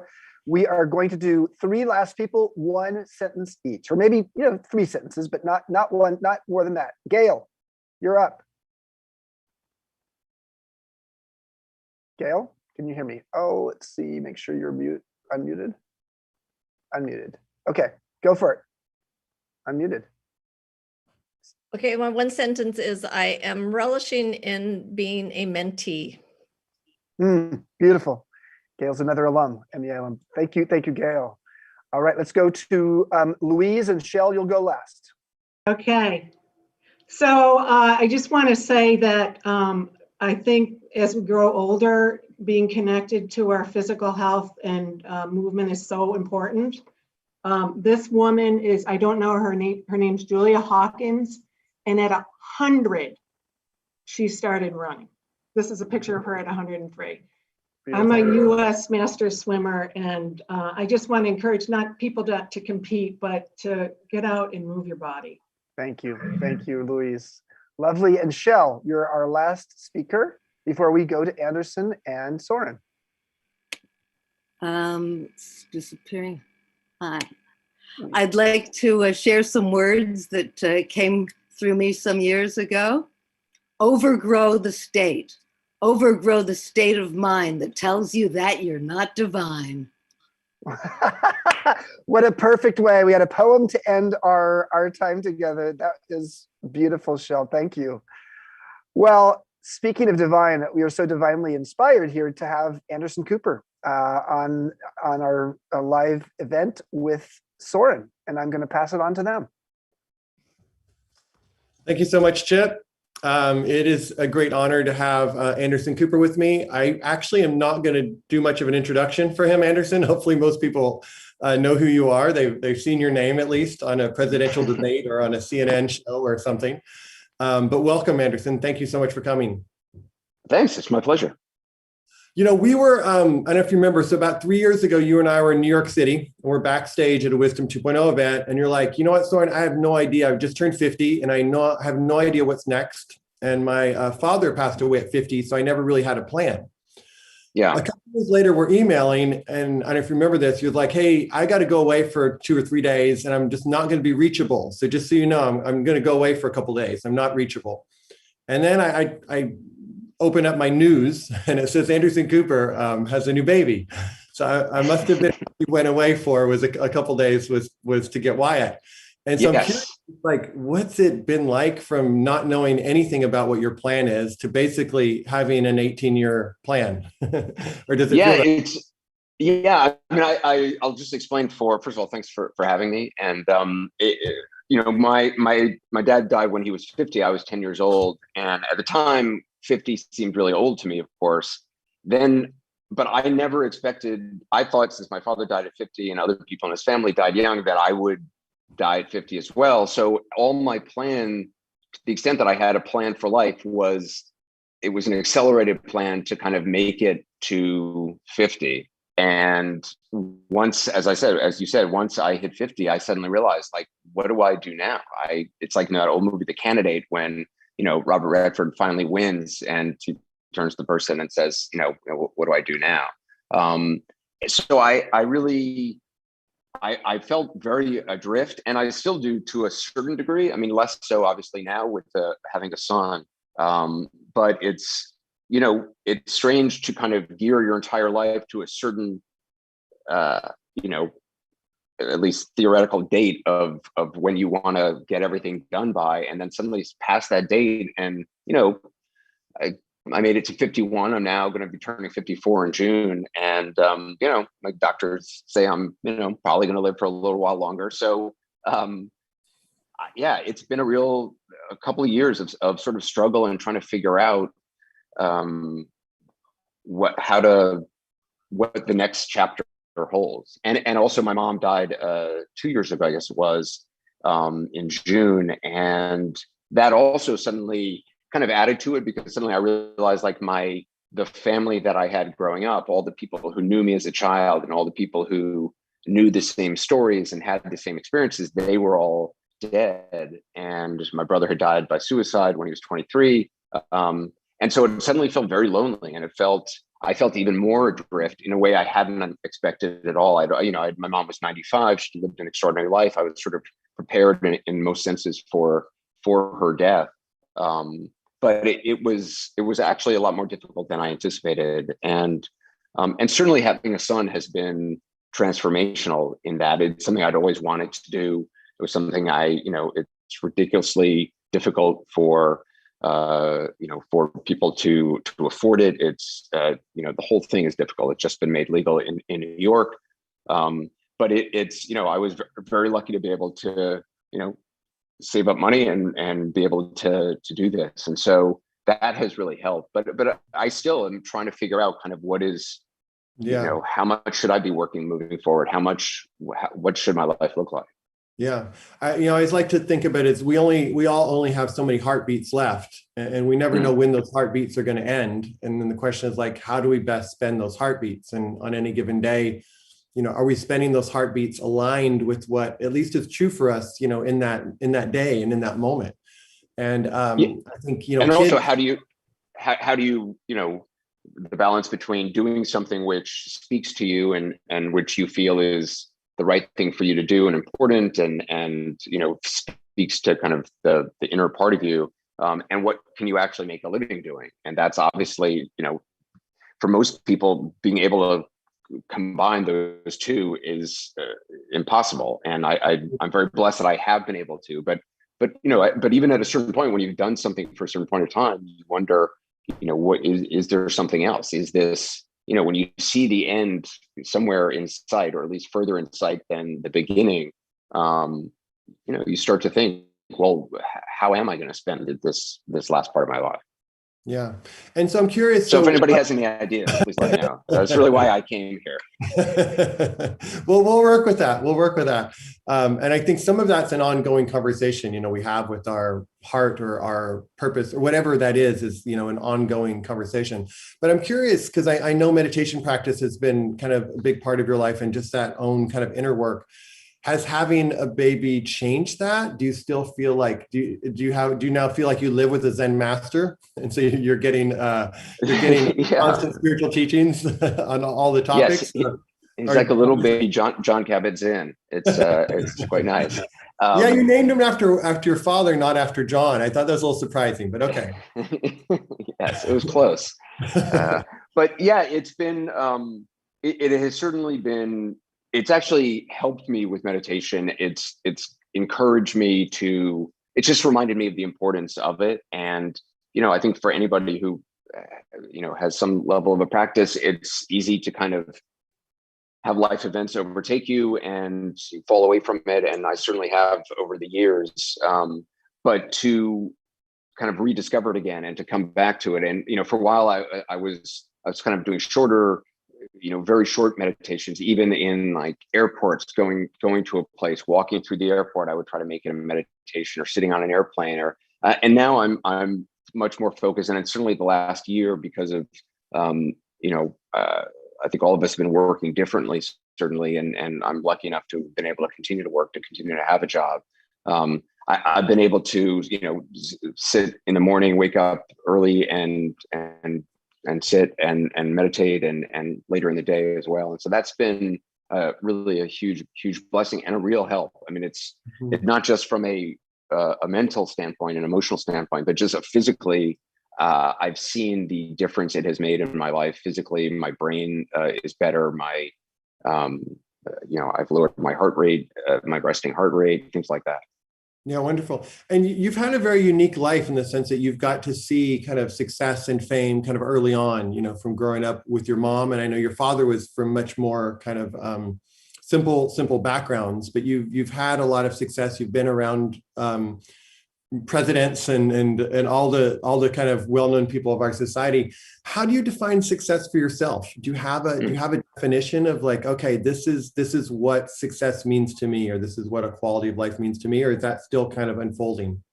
Yeah, it's changed. It certainly has changed for me a lot. I mean, as a kid, being, yes, I had tremendous privileges growing up, and obviously my mom came from a very well-known family, and she was well-known, and my dad came from a very poor background, and he grew up on a farm in Mississippi with a very large family during the Depression. And I always sort of sided with his family more than my mom's family. My dad's side of the family seemed much more real to me. And I always thought, people would ask me, whenever if they'd find out who my mom was, I'd always, they'd say, what's it like growing up at Vanderbilt? And I would always say, I'm a Cooper. I'd say, I don't know, I'm a Cooper. And to me, that was very real. Like it didn't, I try not to pay attention to kind of that side of things, because I really thought no good can come of it if one is kind of seeing yourself in that kind of a realm. But it's been, I don't know. I think I'm I was just curious. Yeah, how do you define? Do you have a definition? Success. I'm sorry. Do you have a working definition for success, or is it still kind of evolving? Because I think you just have had a lot of people are spent their whole life trying to get to a certain level, right? And you kind of got to see it. You have had an inside look at a lot of different worlds early on.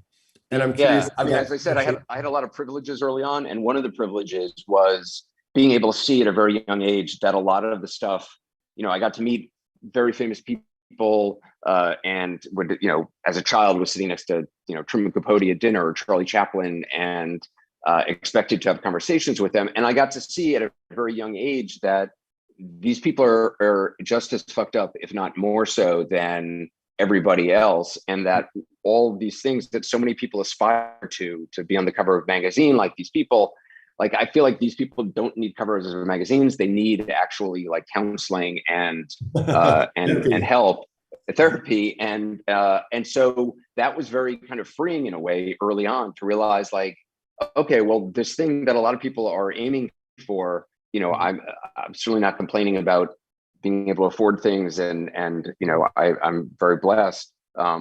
But it's not going to bring you, or at least I knew it wouldn't bring me happiness, because I saw for a lot of people who had achieved and what a lot of people would expect to be success, they weren't very happy. And it comes and goes, certainly. So I have fallen into the trap over the time of, once you start to make a certain amount of money, you start to think you need that amount of money, and then you raise your standard of living, and then you think you need more money, and it becomes this never-ending thing. And that's been something I've struggled with a lot and continue to.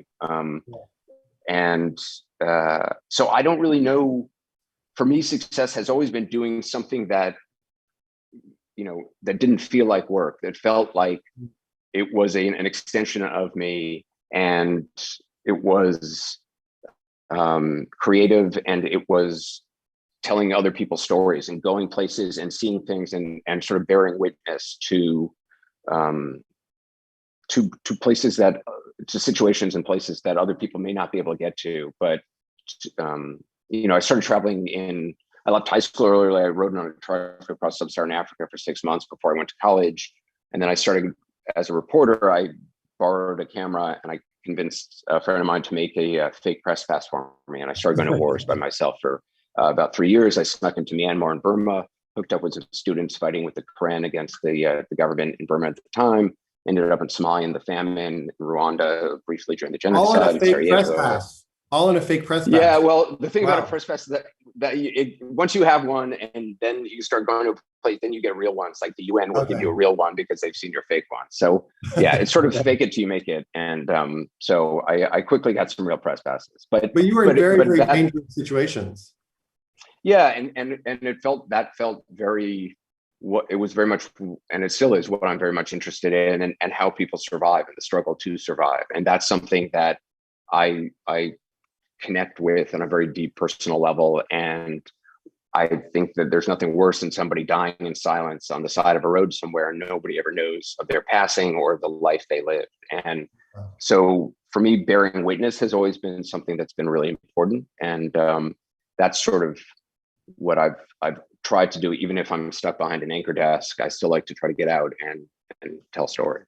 Yeah, I know previously when we spoke, you said when you would go on vacation, it was really hard with your friends because you would find some tragedy going on somewhere and you would end your vacation to go and yeah, I'm not very good at taking vacations and relaxing. So I've abandoned. I was on took some friends to Rwanda to go to Rwanda and see the country and also see the mountain gorillas, which are there. And I got this group of like 4 of my friends who had never been to Africa before, and I got them. We flew into Kigali, and I was in the hotel in Kigali the first day, and I watched something on the BBC about a malnutrition crisis in Niger, and I called up my producer and I was like, I'm not that far from Niger. Like, we should go.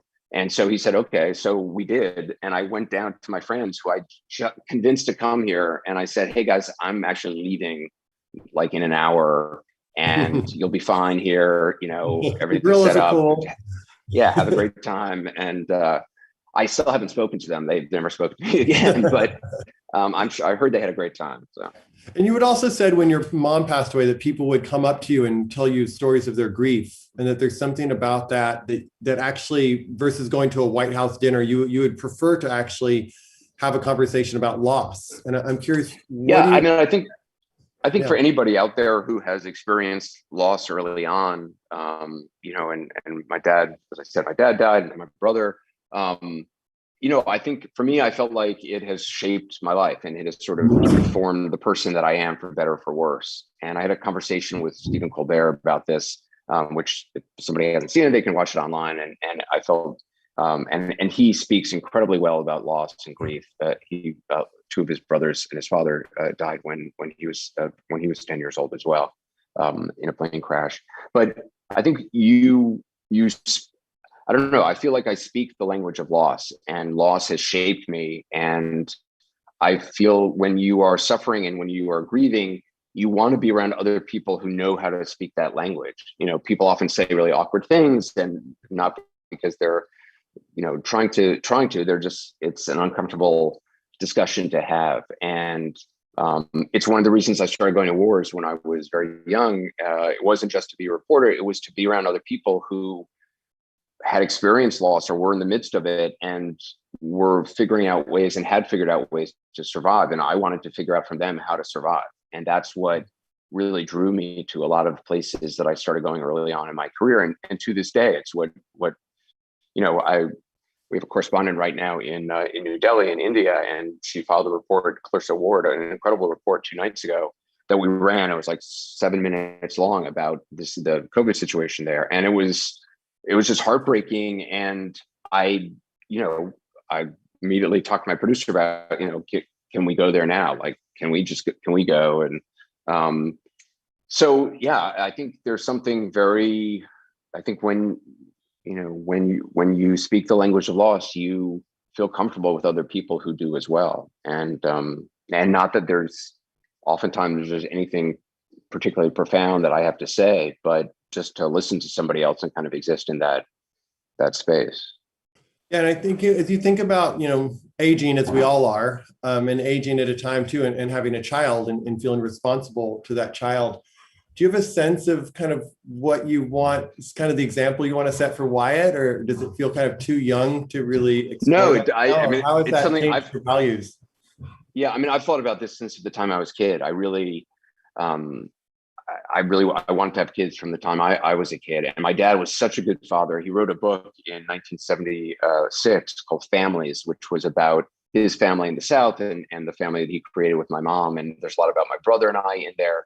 And it's, for me, it was sort of, it's like a guidepost. I think he knew he wasn't going to, that he might not make it to see my brother and I grow up. And he wanted to kind of leave a letter behind for us. And this book is really his letter. And so it was, for me, it was sort of a guidepost on how to be a father and how to be present in a child's life. And I think that's the thing that I want to structure my life around and my career around, is how to be present in my child's life. And it's hard, especially for somebody who has spent a lifetime working and really focused on work, and my work has been all consuming, and I will disappear for 6 weeks to cover a story somewhere, and I won't be able to do that anymore. I just won't, and that's personally kind of a thing I have to kind of come to accept, and I have, but it's so much. I'm just amazed at how being with this little human is so captivating. It's extraordinary. Yeah. And so it sounds like you're in a process now in terms of the next, I don't know, 10, 20 years of what your life will be like and what Wyatt's life will be like. It sounds like you're a little bit of a process. Will you keep doing what you're doing now and the work, or will you take a year off and just travel? I really don't know. It's been interesting with COVID is that suddenly, I was able to stay home. I mean, I would still actually ended up going to the office to do my program, but I was able to work from home most of the day and just bike over to my office, for actually the time when I actually had to be on camera. I really don't know. I'm sort of still figuring that one out. I mean, there's a lot of different things I do, and I think I'm at the very least will pare down I work at CNN, I work at 60 Minutes, I write books and do other stuff. And so I think I'll have to sort of figure out how to pare that down. Yeah. But I also feel like, you do reach a point in life. And I think that's one of the great things about this age is, you feel so much, at least I hated my 20s. Everyone says college is the best 4 years of your life. And I thought, Jesus, if that's true, I don't know what I was doing, because that was not so great. And I mean, it was fine, but I thought if that's the best 4 years of my life, that's a really sad statement. And in my 20s, I felt so insecure and unsure of myself. And I'm still, shy and weirdly shy but I feel able to not feel the need to work in the way that I did. I don't need, there's less I feel like I need to prove or to myself or to anybody else. And I just want to create a little, I want to create a little life with this little boy and a little family. That's beautiful. And I think you were, was it 52 in which Wyatt kind of came into your life? Yeah, I mean, he was born. His birthday was last Tuesday. So, I mean, I'm about to turn 54. So I was about to turn 53 when he came. So yeah, I was 52. And it seems like too that you were very active socially in terms of the first part of your life, and that at some point the meditation and this whole kind of mindfulness and inner journey kind of came forth within you, right? Like it may have always been there, but it's kind of come forth more strongly. And now it sounds like you're trying to kind of marry that together. Yeah, absolutely. I mean, I'd been interested in meditation for a long time. And I think like a lot of people, I kept thinking, well, is there a DVD? This was when there were DVDs. I was like, is there a DVD I need to get? Or it just seemed like a big process. It's the same thing with like yoga. I've always wanted to do yoga, but I don't even know how to begin. Like, I just feel like, what do you wear? Yeah. Well, I got to get a mat and then I find a class, and then I don't know. There's just too many decisions I have to make. I'm not very good at that kind of thing. So I can kind of focus on one thing at a time. Like I can do my work, I can do my job, but all the rest of my pieces of my life kind of fall away. So I'm trying to now reverse that and have, my job is sort of on self-driving mode. So, but it was really I ended up being able to get into yoga, into explore meditation because of 60 Minutes. I did a story on mindfulness and focusing on John, which is how you and I met. And that was really life-changing for me. I mean, it was kind of, I went to a retreat and I actually had to leave the retreat halfway through because of a breaking story elsewhere, but I came back on my own without cameras and have been doing it ever since. And do you have a sense that you can tap into that sometimes in meditation? Because I feel like so much of life is kind of striving for some other future moment, like, if I can only get to this, or we get that. Yeah. My entire life has been that. Yeah. But it's not so much it's not so much striving for, a certain achievement. It's been more I've always been looking at the next thing that's coming down the pike. So it was always, I've been to countries and I've shot, stories there, and I haven't even really been there. I mean, I haven't. It's only once I've left the place and I've thought back on it, and I realized, oh my God, that was an extraordinary experience, and this happened, and all these things. And in the moment, I was so focused at times on making sure, I need to get a 6-minute story tonight, and figuring out how to do that and how to shoot it and shooting it. And you're so focused on the granular job at hand, which is to tell somebody's story, that you don't even have time to kind of breathe and sit and just sort of experience what it is like to be in some of these extraordinary places. And I think that's something that meditation has really helped me with. And even now, I find myself now increasingly on the air in actually incorporating it into, while I'm sitting listening to somebody, particularly if there's somebody saying something just redonkulous or outrageous. And over the last several years, there have been a number of those people who I've interviewed, and some of them I think are currently suing me. But to just be able to, while they're speaking, just breathe and sort of return to my breath, and and just sort of just feel my breath coming in and out, and feeling my pulse and feeling it, and not allowing the flood of emotion to take me into something that's going to maybe be good television, but it's not something that is necessarily good for anybody. And for the first time, I've been able to start to really incorporate sort of a meditative practice into the moments of my workday, which is very rare for me. That's beautiful. That's beautiful. And I know, having known you from those times, it seems like every time we connect, I feel that more alive in you. Like it speaks to you more. And I think that's a shift that we all make. And maybe time and age and being able to see life and experience different moments of life kind of help instill that sense that actually life is right here, right now. And the question is am I with this? Can I be with this moment right now as it is? Well, I'll tell you, the most extraordinary work experiences I've had are also the most extraordinary life experiences I've had. Beyond the birth of my son, there are moments, and they're very few and far between, but when I'm in a place, and I'll use, certainly the earthquake in Haiti is one of those times. And I got there the day after the earthquake. We were the first crew on the ground. And, obviously it was horrific on a scale of which I've been to, Rwanda and the genocide, but the Haiti was just a different kind of scale and different, obviously completely different than Rwanda. But there are very few moments when, oftentimes in news, you're reporting on something that's already happened. So you're kind of documenting something that has occurred, and you need to figure out a way to make it as a story. Something like the earthquake in Haiti it's not just something that happened one day. It's something which continues to happen for weeks and weeks and months and years.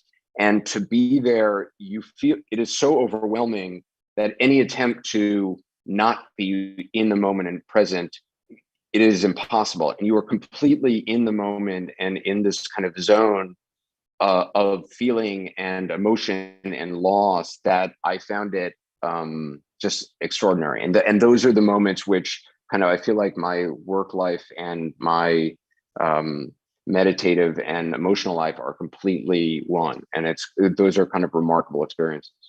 Yeah. And my guess is, I don't know what the future holds for you, but my guess is there are going to be more moments like that, or there are going to be situations that support that moment. It's being with suffering, but it's also in a way that's like you said, about witnessing, right? We all want our pain to be witnessed. We all want our suffering to be witnessed, and we all want it to be seen and heard. And it feels like that the mindfulness practice and then the social engagement can kind of go hand in hand, so that there is like a connection to that. We're out of time, Anderson, but this has been so sweet. And I really— Well, thank you so much for having me. No, really a deep bow to you for joining us and for sharing your story and your experiences. And you're somebody I've always I looked up to and admired. And I love how you're just following your heart, right? And each day it's like, you know what? It feels right to have a kid. I'm going to do that now. And it feels right to follow your own inner life. I feels like I really appreciate your adventuresome. I feel like you're a very, how do you say it? Like, yeah, adventuresome soul. Well, thank you. I appreciate it. I really, I always love talking to you, and my best to everybody. Thank you. Okay. Thanks so much, Anderson. Okay. Bye. Thank you. Bye.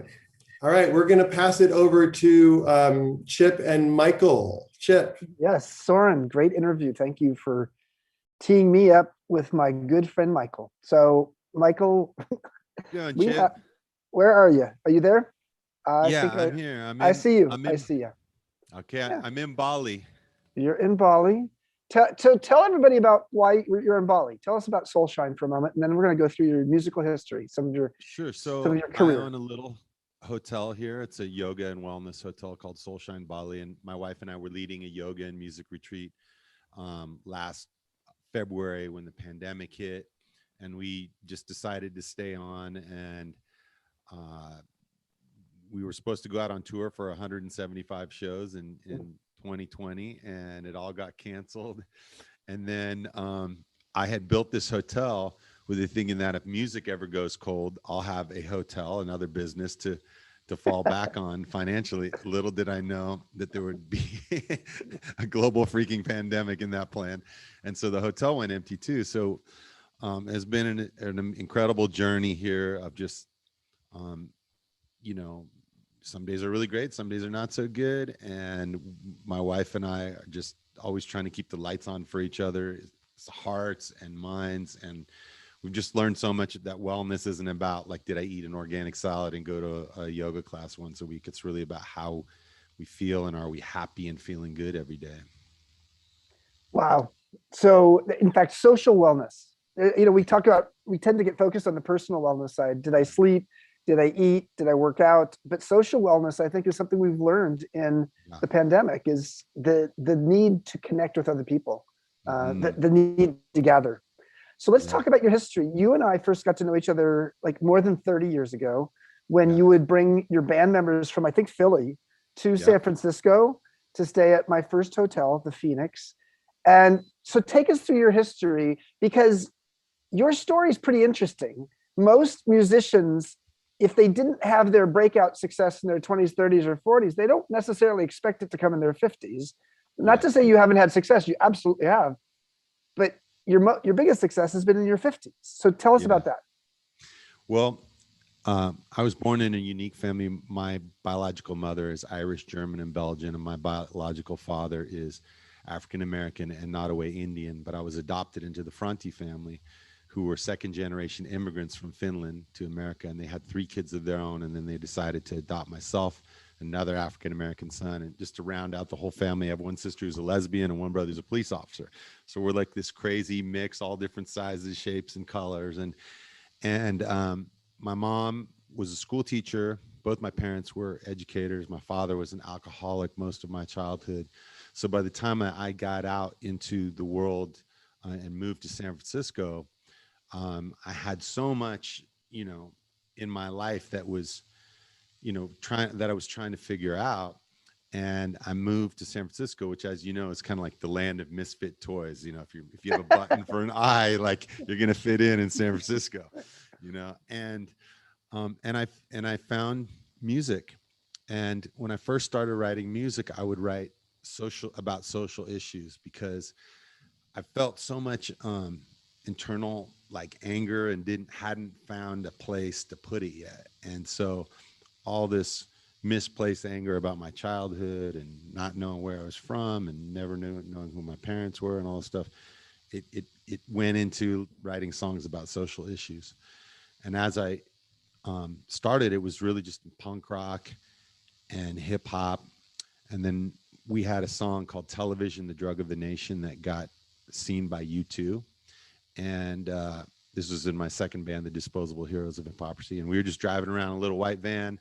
Pretty soon we're on tour with U2 opening up for them. And they used our song, Television, the Drug of the Nation, to open up their shows each night. And so I went from like playing in little teeny punk rock clubs to like playing for 50,000 people. And while I was doing that, I saw the power of melody. Like I would see Bono just like start singing a song. He'd hold the mic up to the crowd and they'd just go, yo, and everyone would sing along. And I remember just that feeling of like tears welling up in my eyes and just like, I'm trembling, I'm sweating, and just the power of melody. And so I started to write differently. I started to write about things that were inside my heart and giving voice to, you know, to my emotions. And that really changed the trajectory of my career.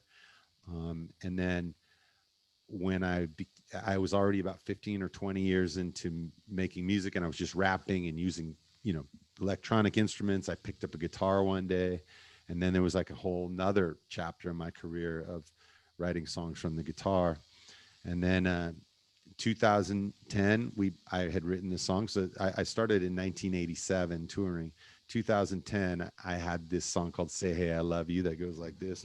I say, hey, I'll be gone today, but I'll be back coming around the way. It seemed like everywhere I go, the more I see, the less I know. But I know one thing, that I love you. I love you, I love you, I love you. And we put out the song in the fall of 2009. It got a little bit of radio airplay. It was our first song that had any radio airplay. We were like, yeah, this is awesome. And then it went away, and it just had a couple weeks. And then the next spring, someone heard it on their vacation in Mexico, and the guy was a radio programmer, and he put it on the radio on a top 40 station in Green Bay, Wisconsin. And it was just like one of those things where all the phones start lighting up. Everybody likes this song. Pretty soon it's in movies and commercials. And so, you know, 23 years into making music, I finally had like a top 10, you know, pop song. And yeah. And since then, I think if I'm not mistaken, you've had a top 1 pop song. So last year, right when the pandemic hit, we put out an album, and we were like, oh man, like it's kind of a bad time to be putting out a record. but I wrote this song called I Got You, and it goes like this. I got a feeling deep within my soul, and right now I really need to let you know that each time I'm falling down inside that hole, you came and showed me there's a way to go, so we can love deeper, fly higher, see clearer, burn bright, feel more than we ever did before. Yeah, we can swim oceans, climb mountains, dance like nobody's watching, live life like we never did before. And through the highs and lows, baby, I got you, yeah. And you got me, yeah, baby, I got you, yeah. And you got me, yeah. And lo and behold, the song went to #1 on the radio, and you know, I just turned 55 last week. So it's been this incredible journey of having success, you know, in my 50s. When I remember being a kid thinking, oh, 50, man, like life is over. Like you're tapping out, you're gray, you're bald, like there's no point in going on. You're watching TV the rest of, you know, and that's but I found that, you know, the opposite is true, which is that it's just all about how you decide to live your life, and that the number attached to that year is really insignificant. So I want to drill down on that a little bit, Michael. So you know, when it comes to software engineers, they're supposed to be over the hill in Silicon Valley after 35. Fashion models, often the same case. Advertising executives, there's a lot of news out there about the fact that there aren't many ad executives who are Gen Xers or boomers. And as a performing musician, did people give up on you? Did music labels give up on you? Did PR agencies give up on you because Michael's sort of on the last part of his career, and of course then you shocked them? I mean, talk about that, because ageism exists. Let's talk about ageism for a moment. Yeah, well, you know, pop music is a young people's idiom, really, you know, and so there is that kind of ageism, but at the end of the day, if a song is cool and people can dance to it, they're hearing it, and if it resonates, it's possible for it to go.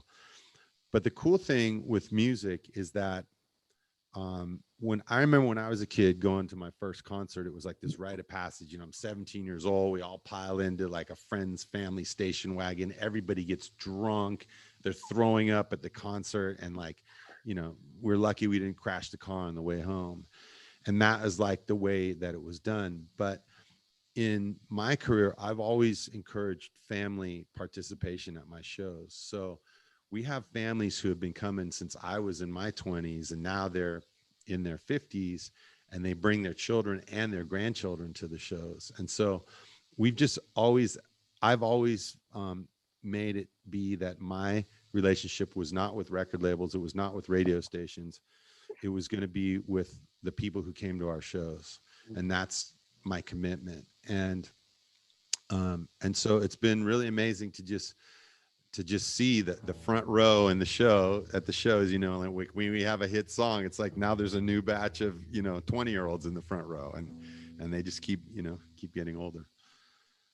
So talk about having spent a lot of time with you and been at Soulshine with you, the power of creativity and play is and just having fun is really part of who you are.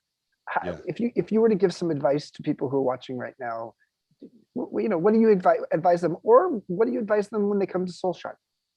Well, my wife and I have a saying. It's inside of our wedding rings, and it's: be your best, serve the greater good, and rock out wherever you are.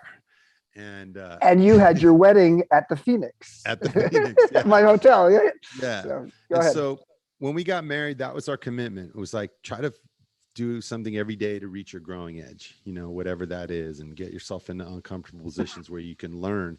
And then secondly, take what you've learned and earned and apply it to serving that which is greater than yourself. And then rock out wherever you are means never lose that enthusiasm for life, that approach that you feel like when you go to a rock concert, or when you go rock climbing for the first time, or fall in love, and approach everything with that energy. And that's how my wife and I live. We wake up every day and we go, we ask each other those things, who did you make feel significant today? Or did you learn something about yourself that you never knew? And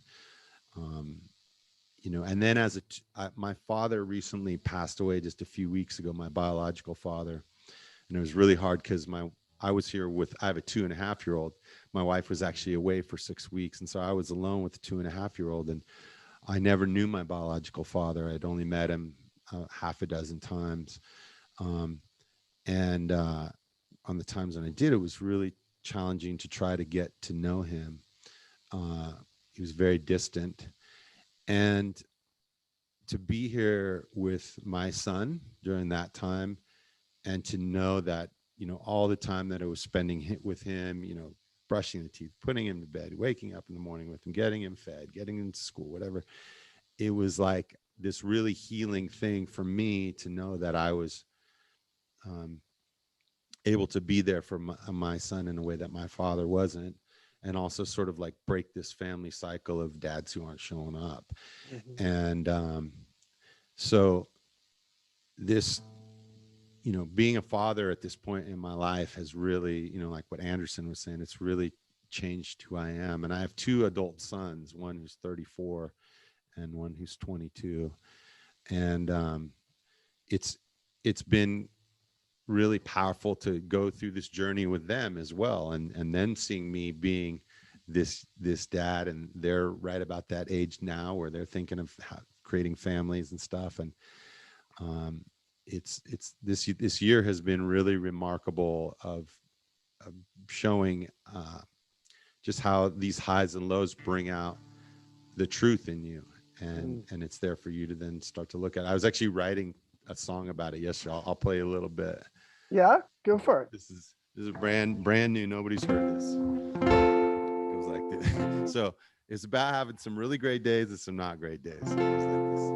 Life is amazing, then it sucks, then it's amazing again. Life is amazing, then it sucks, then it's amazing again. So don't you worry what tomorrow brings or yesterday, my friend. Life is amazing, then it sucks, then it's amazing again. They say the sky is the limit, but there's footsteps on the moon. They say that if you try, you can win it, but you can also fall down too. People say I'll have time in a minute, but the minutes all pass too soon. So I thank God for every second that I get to dance with you. Life is amazing, then it sucks, then it's amazing again. Life is amazing, then it sucks, then it's amazing again. So don't you worry what tomorrow brings or yesterday, my friend. Life is amazing, then it sucks, then it's amazing again. Woohoo! Love it. Thank you, Mike. That's first time being heard by an audience. Yeah. Thank you for that. So let's do a little bit of a wrap and talk about Soulshine and as well as MEA. We can talk about both because here, who would have known the two of us would go and create our own little personal growth retreat centers. It's so cool. So and then we'll have one last song. So tell us about Soulshine. Tell us. I know you do lots of workshops there. It's also a hotel, but it's very much focused on yoga as well. Yeah. And tell us about your practice. Yeah, so we do about 45 different yoga retreats a year here. There's just different teachers from around the world who come and take over the space.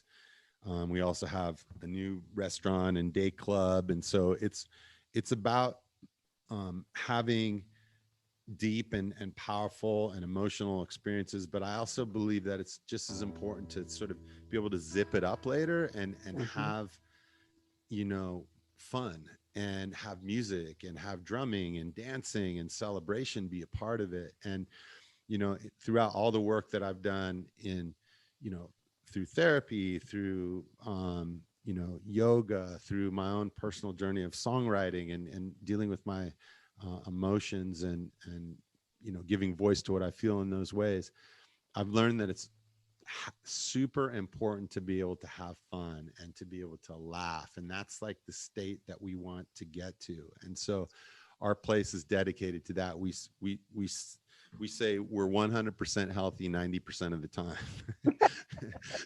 And there's that 10% where it's like, hey, we're gonna have a cocktail, or hey, we're gonna have a piece of cake here, or we're gonna turn up the music way too loud for half an hour and everybody's just gonna dance with abandon, and so that's what this place is dedicated to.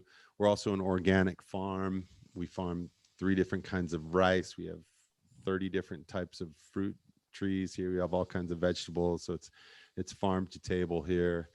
And we the thing that we're most proud of, though, is that we are have an incredible team of people here from the Balinese community, and it's so special to be in Bali, where there's so much reverence and so much prayer, and whenever there's a meeting, it starts with prayer and it ends with prayer, and some days they'll just say, hey, Michael, it's ceremony today, show up at 9 o'clock, and the whole staff comes to meditate together. And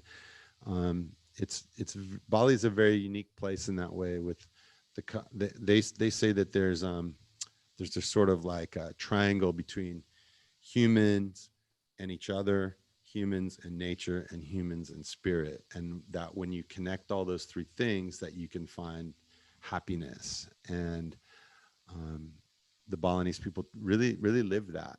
And so it's just, we feel super blessed to be in this place where that's a part of us every day. Do you think, as last question, and then we'll go to a song. Sure. So let's look out 10 years, you're 65. Do you think you'll be still on the road, playing concerts? And or will you be spending more time at Soulshine in Bali? Both. I love playing music. And so even if it's just playing music for a few friends and a guitar like I was doing last night, or, you know, we have 4 shows at Red Rocks coming up in the first week of June in Colorado for, you know, 10,000 people. And either one, I still get the same like sensation, feeling, rush, tears, whatever. One time I was at Glide Memorial Church in San Francisco, and Cecil Williams is preaching, an incredible preacher. And he said, joy is the intersection between the human and the divine. And that's why sometimes when you feel joy, you laugh. Sometimes when you feel joy, you cry. And it's just that those moments of connecting. And that's what I get from music, is feeling that intersection between the human and the divine. And so, yeah, I'll be doing it. And then my wife and I love hospitality. I mean, you have this same bone in your body, which is like, you know, I love like making food for people. I love singing a song for people. I love doing something that, you know, can put a smile on someone's face or be a soft landing place for somebody when they're going through a rough time. And so that's what Soulshine is dedicated to. Michael, let's finish off with one last song. Sure. All right, there's another song that I've written during the pandemic, and it's just about the need to have good days. And it goes like this. Why does everybody in the world seem so divided? And why does everybody gotta hate each other? Who decided? If I took all the world's pride and all the world's money and wrapped it in a blanket and put it in a buggy, could you see that maybe that baby was just the same as you are? You know, it's never been easy. Every day for everybody ain't breezy. And I hope you realize when you look into another person's eyes, you know today would be a very good day just to have a good day. You know today would be a very good day just to have a good day. With a little more love and a little more laughter, a little more good vibes, less disaster. You know today would be a very good day just to have a good day. All day long. All day long.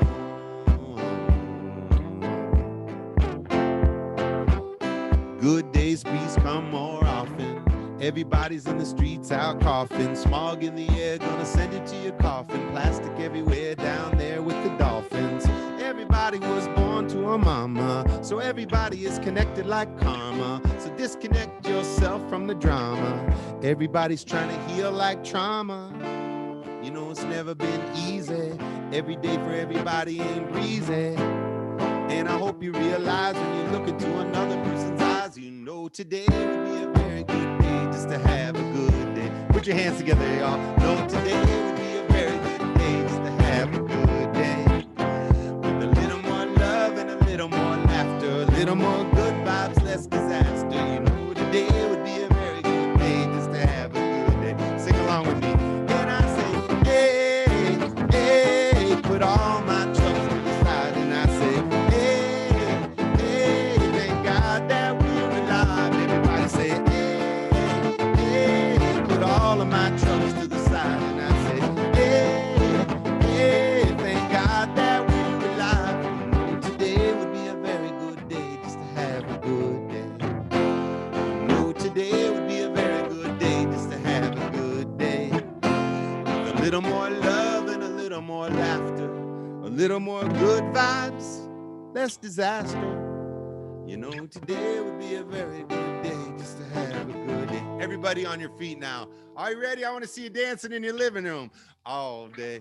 Hey, hey, put all of my troubles to the side. And I say, hey, hey, thank God that we're alive. And I say, hey, hey, put all of my troubles to the side. And I say, hey, hey, thank God that we're alive. You know today would be a very good day just to have a good day. You know today would be a very good day just to have a good day. With a little more love and a little more laughter, a little more good vibes, less disaster.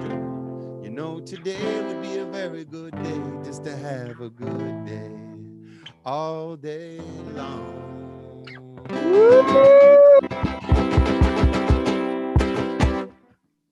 Michael, I love you. I love you too, man. I feel so lucky. We have such a history. Thank you for joining us from Bali. It's early morning there. It was not easy for you. It's a Sunday morning, so like, come on, like you just were, you came through. So thank you very much. This is church for me, man. This is it. Yeah. Thank you. All right. Man, I hope we could do something together very soon. Well, actually, just so everybody knows, while we don't have the workshop calendar up, we'll have it up by the end of July. Michael Franti is going to be coming to MEA and doing a workshop with me at MEA in early January of 2022. So there you go. Just keep an eye on it. It's early 2022, but we'll have the calendar up on the website like by Modern Elder Academy website by end of July. All right. Awesome.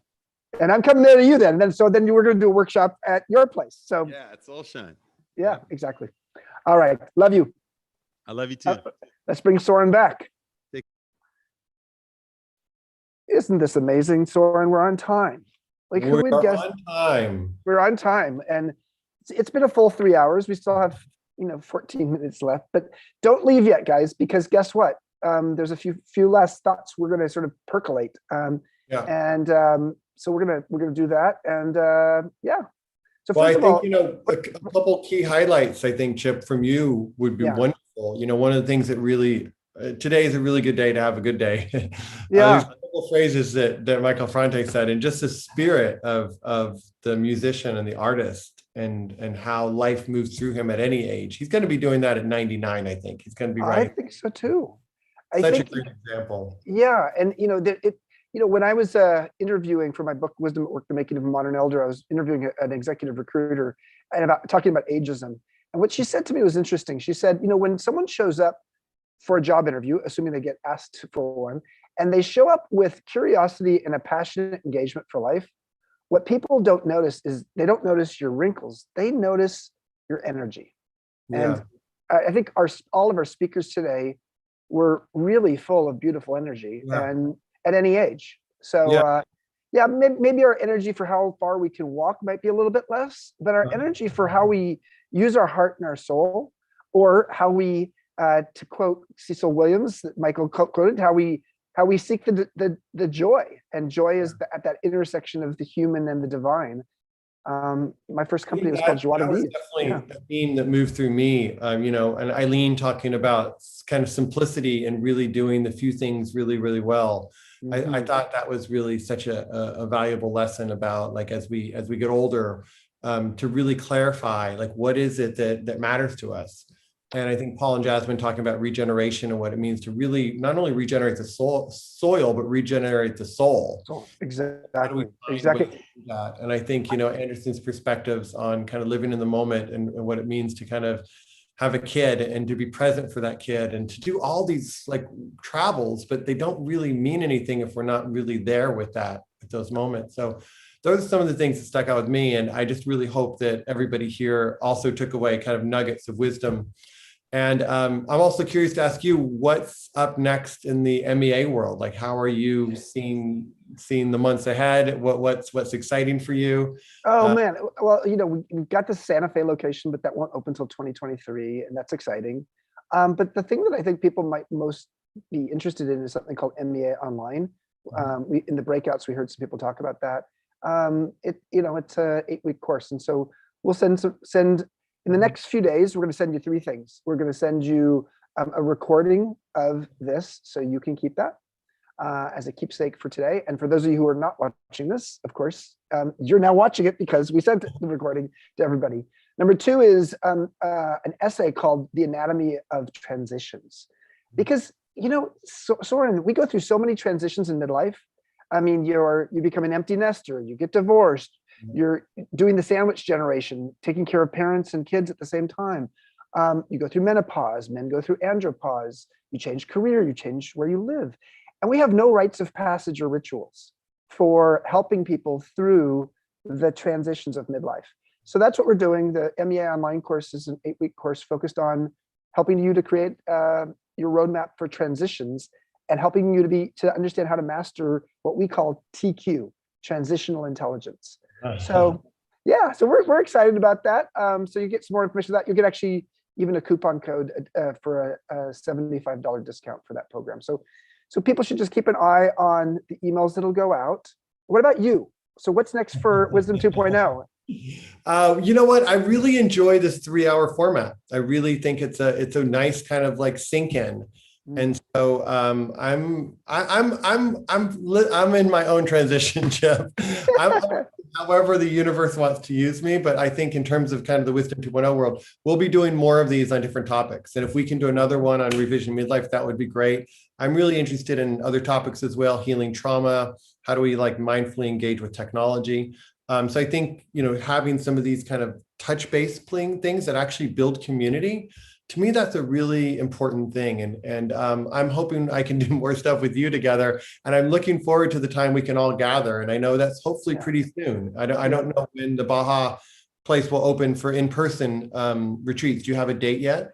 We are open now for what are called sabbatical sessions, which are, it's very lighter programming, but our actual workshops start again after Thanksgiving. And Paul Hawken will be there. Lynn Twist will be there in December. Wow. Paul Hawken will be there. Dacker Keltner will be there in December. Michael Franti takes us into the new year. Matthew Ricard is going to be there.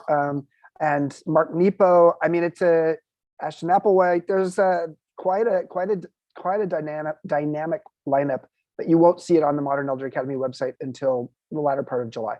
But if you're here, that means you'll get updates from Wisdom 2.0 and MEA. So if you're trying to write this down, don't worry about it. Right. We will keep you updated. And again, I think one of the things that bonds kind of Chip and I is it's really the community that makes anything thrive. I mean, we can put together a great event and great speakers, whatever, but it's actually you and your heart and your spirit and your willingness and your intention that's really like the gas of any movement. And so I know, when Chip and I talk about both of our efforts, one of the themes that I notice we both talk about is like, we do this for the people that come. Like we're energized by the fact that we're a part of a community of authenticity and of learning and of creativity, and that we all share a vision for a world, and that world has greater compassion, and that world has greater wisdom, and that greater world has greater unity. And so I feel like, a big thanks, I know, from both of Chip and I, for all of you for showing up and bringing your hearts and minds. And we'll keep learning from you. I mean, I learn from speakers, but I also just learn so much from this community. And I think the fact that, Chip, you've made a kind of an in-person gathering community and now an online community are both just real good expressions. But to me, if I kind of leave us on one thing, it's just, what does community look like? And how do we live our life making friends along the way and having quality time with people? To me, that's so much of the journey. To me is the quality of friendships. If you could say, okay, I'll give you, $10 billion for your friends, I'd be like, no way.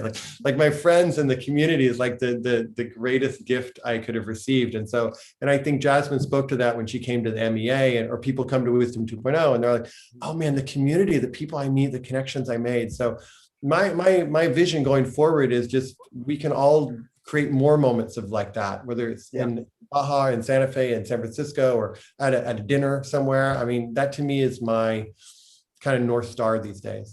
Yeah, I think, my last thought is yoga and meditation went from hippy dippy in the 60s and 70s to becoming mainstream.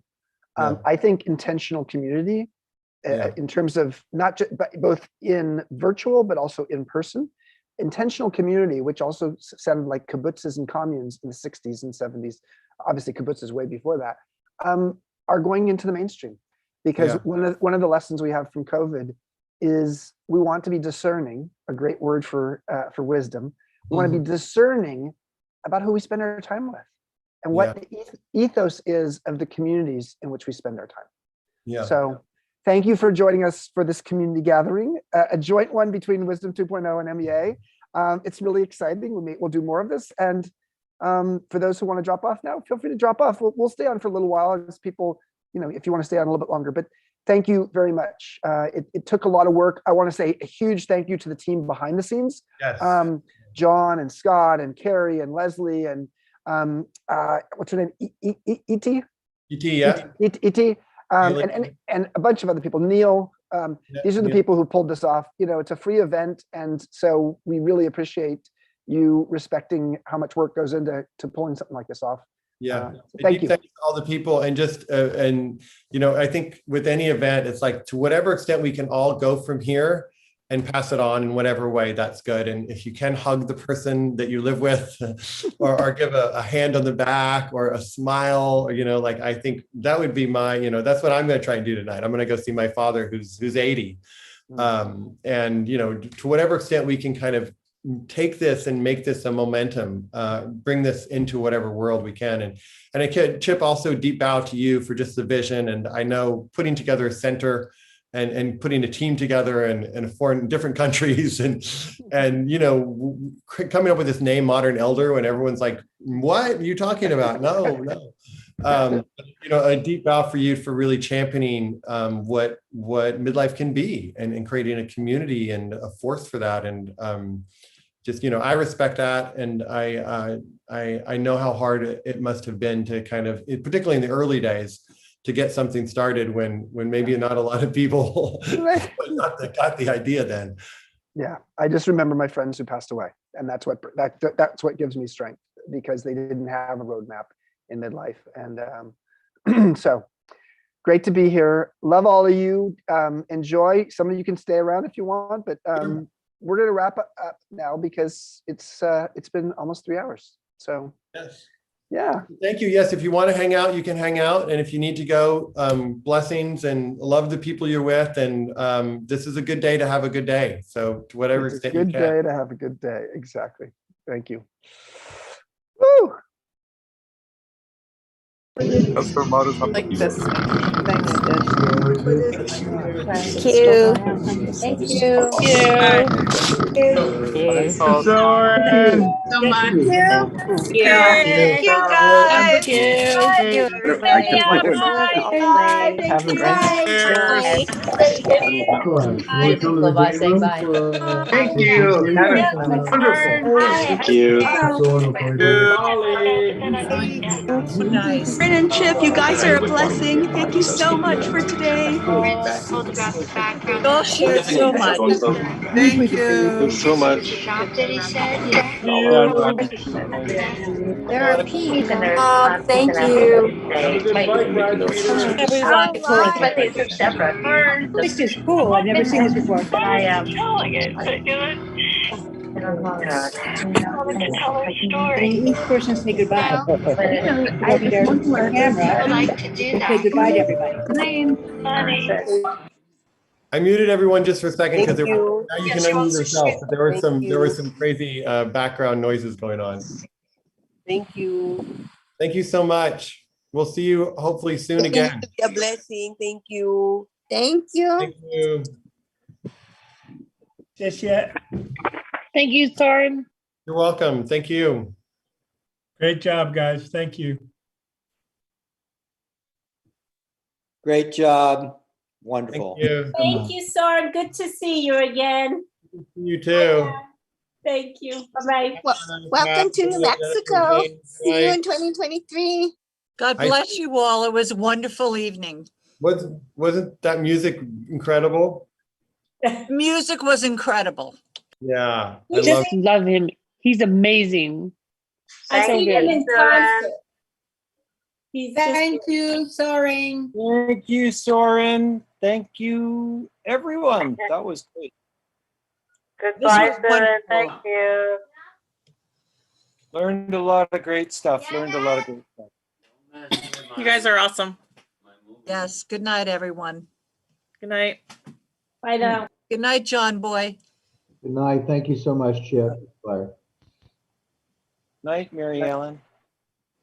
Good night, You too. Good night, John Boy.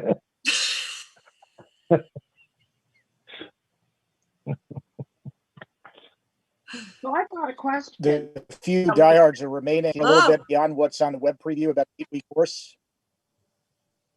Hey, after online John, after John Kabat-Zinn, in, these things would go on for hours. Like, sometimes it'd be like 3 o'clock in the morning, but I doubt they're going to do that this time. Oh, John Kabat-Zinn. Unbelievable. Yeah.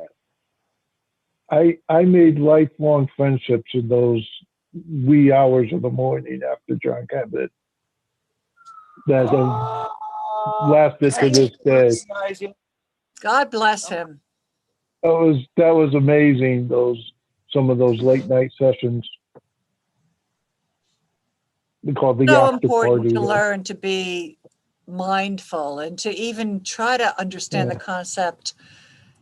Some people have a difficult time doing that, but if you do get it, it is just such a life-changing experience.